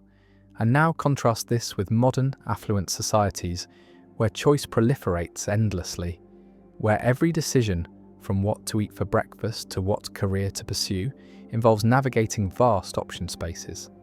And while this freedom allows for personalization, allows people to find exactly what they want, it also creates anxiety, creates the constant question of whether a better option exists, whether the choice made was optimal. And this anxiety erodes satisfaction even when the chosen option is good, because the existence of unchosen alternatives haunts a decision. The paradox operates through several psychological mechanisms. First is decision paralysis. When faced with too many options, the cognitive load of evaluating them becomes overwhelming. And rather than carefully comparing all options, people either make hasty decisions to escape the complexity or defer the decision entirely, avoid choosing at all. And this is why offering more product varieties can sometimes decrease sales, why adding options can reduce rather than increase engagement, because each additional option adds to the burden of decision making, and at some point the burden exceeds the benefit and people opt out. Second is regret and second guessing.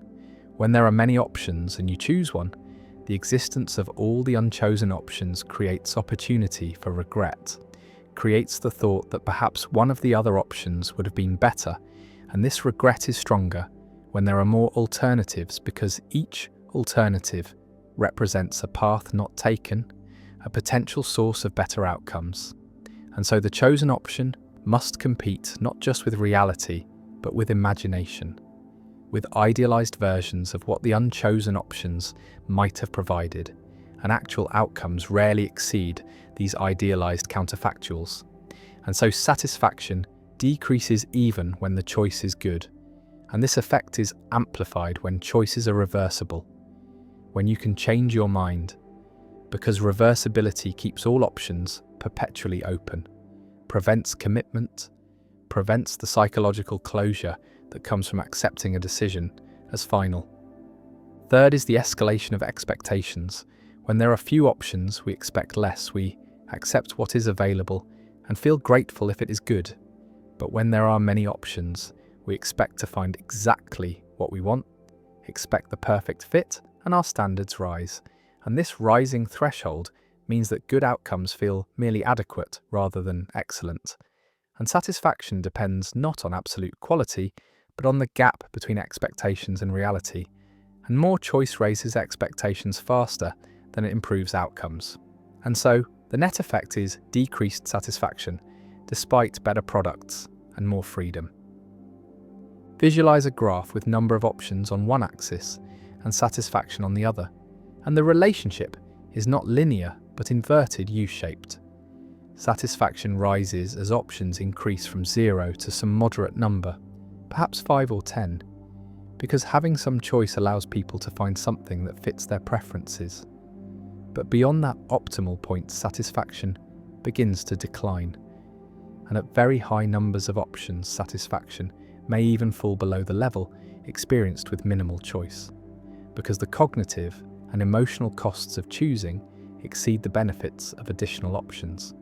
And this inverted U captures the paradox, shows that more is not always better, that optimization requires moderation, that there is such a thing as too much freedom.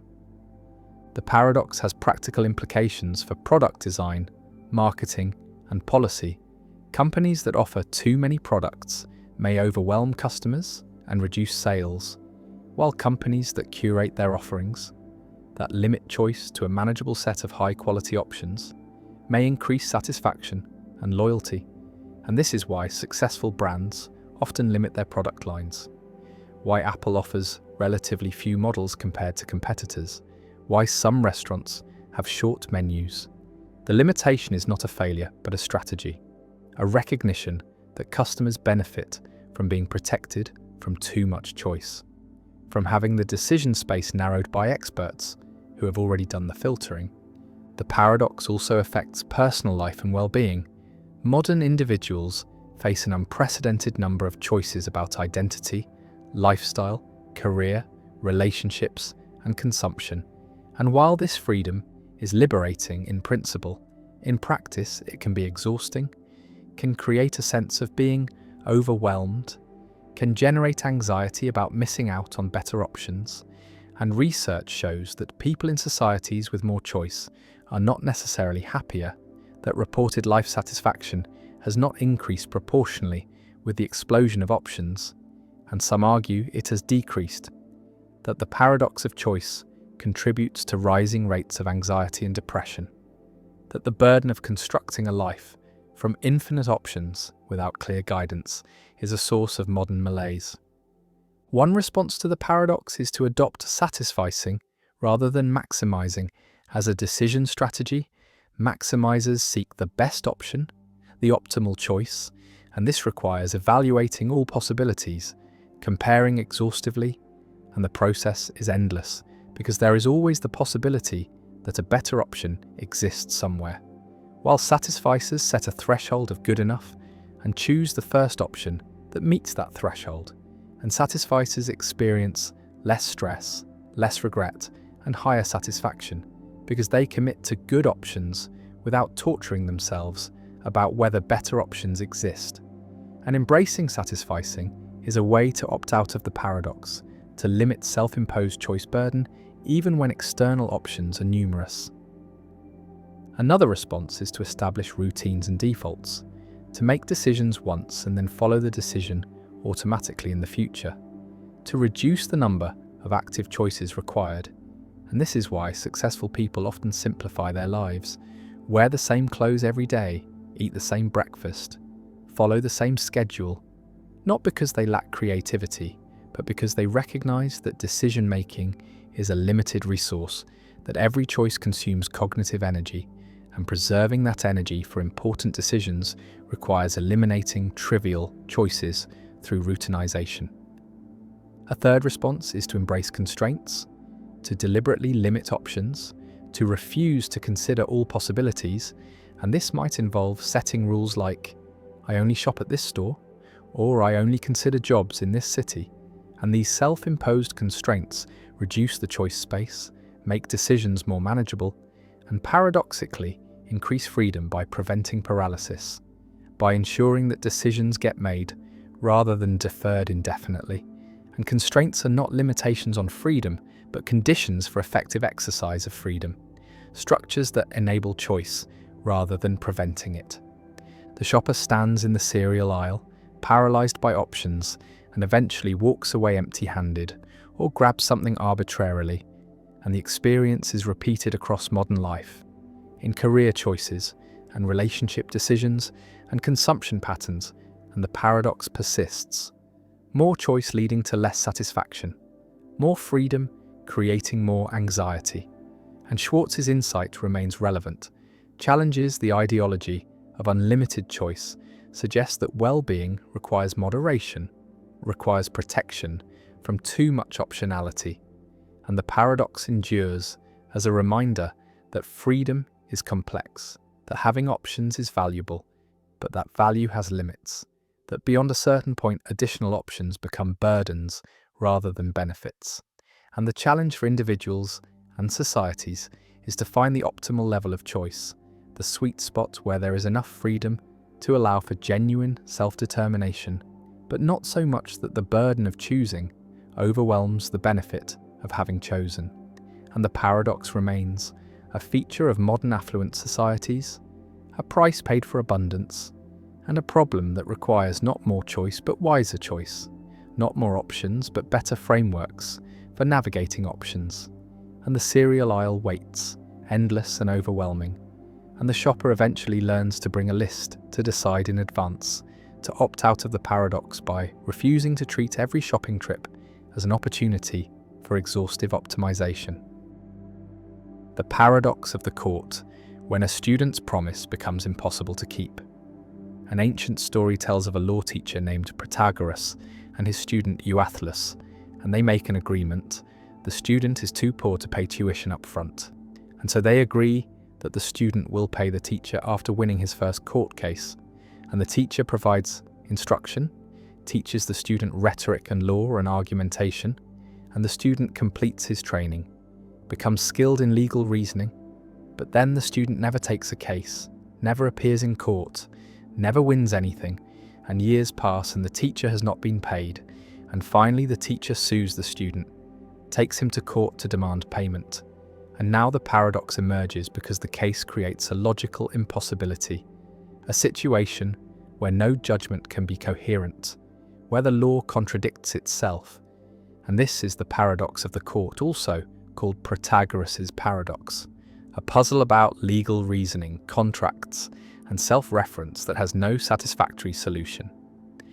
Imagine the trial. The teacher presents his case, arguing first that if he wins the lawsuit, then the court will order the student to pay, and the student will be legally obligated to pay the agreed tuition, and second, that if he loses the lawsuit, then the student has won his first case, and according to the original agreement, the student must pay after winning his first case, and so, either way, the student must pay, whether the court rules for the teacher or for the student. The contract ensures payment, and this argument seems impeccable, seems to show that the student cannot avoid payment, that filing the lawsuit was a clever move, that forces the student into a position where any outcome requires payment. But now the student, trained in rhetoric by the teacher himself, presents a counter-argument of equal force, arguing first that if he wins the lawsuit, then the court will rule in his favour, and he will not be legally obligated to pay, and second, that if he loses the lawsuit, then he has not won his first case, and according to the original agreement, he only pays after winning his first case, and so either way, he does not have to pay. Whether the court rules for him or against him, the contract protects him from payment, and this argument also seems impeccable, seems to show that the student cannot be forced to pay, that the lawsuit was a mistake that creates a situation where no outcome requires payment. Visualize the judge sitting in court, listening to both arguments, recognizing that both are logically valid, both follow from the premises, both reach opposite conclusions, and the judge must render a verdict, must decide whether the student pays or does not pay. But any decision seems arbitrary, seems to violate logic, because if the judge rules for the teacher, then the student wins his first case and does not have to pay according to the contract. And if the judge rules for the student, then the student loses and does have to pay according to the contract. And so, the judge's decision determines the opposite of what it declares, creates a self-contradicting outcome, and the law becomes incoherent, and the case cannot be decided without paradox. The paradox reveals a problem with self-referential contracts, contracts whose terms depend on the outcome of litigation about those very terms, because such contracts create loops, create situations where the contract's fulfillment depends on whether the contract is enforced, and whether it is enforced depends on whether it is fulfilled.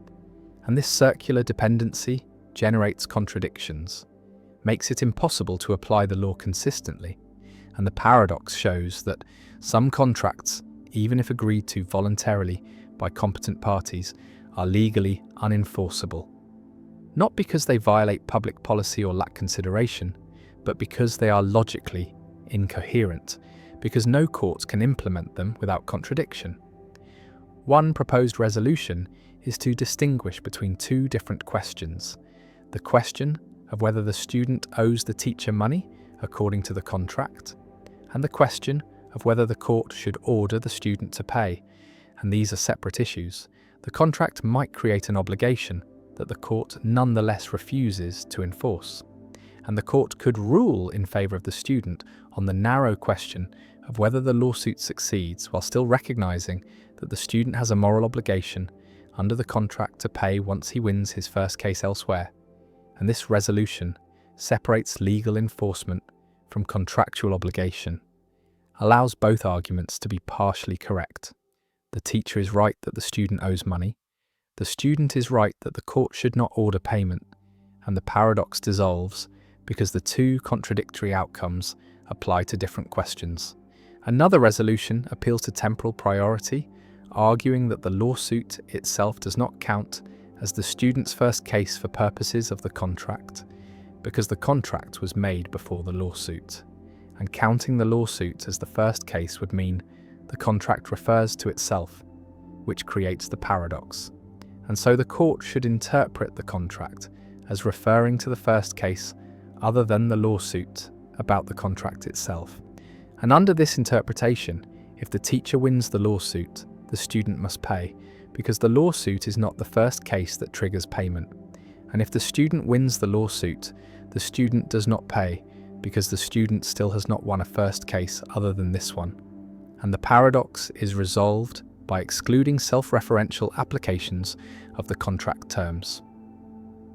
A third resolution argues that the contract is void because it is impossible to perform, because there is no possible world where the terms are satisfied without contradiction, and impossible contracts are unenforceable. And so the judge should declare the contract void and dismiss the case, leaving the student with no legal obligation, but perhaps a moral obligation to pay the teacher for services rendered. And this resolution sacrifices the contract to preserve logical coherence, treats the paradox as showing that the agreement was fatally flawed from the beginning. The paradox also raises questions about the limits of freedom of contract, about whether parties should be allowed to make any agreement they choose, or whether law should refuse to enforce agreements that are logically incoherent. And most legal systems recognize some limits, refuse to enforce contracts that are impossible, illegal, or against public policy, and the paradox of the court suggests adding logical coherence as another limit, another requirement for enforceability. And this means that contracting parties cannot create obligations that are self-referentially paradoxical, cannot make agreements whose terms depend on their own enforcement in ways that generate contradictions. The paradox has modern analogues in cases involving conditional gifts and trusts, where someone leaves property to another person on condition that the recipient perform some act. And if the act is defined in terms of legal outcomes about the gift itself, then paradoxes can arise, similar to the ancient case of the teacher and student, and courts have developed various doctrines to handle these cases, generally interpreting conditions to avoid self-reference, to prevent the kind of logical loops that the paradox of the court exemplifies. The courtroom stands empty, the ancient case unresolved, the judge unable to render coherent judgment, and the paradox remains a teaching tool in logic and law, an illustration of how self-reference creates problems, how circular definitions generate contradictions, and how even voluntary agreements between competent parties can be unenforceable if their structure is logically incoherent. And Protagoras and Euathlus remain frozen in their dispute, both right and both wrong, both entitled to payment and entitled to refuse payment. And the paradox persists as a reminder that logic constrains law, that not everything that can be agreed to can be enforced, and that self-reference, whether in contracts or in statements or in rules, is a source of paradox that must be handled carefully to avoid contradiction.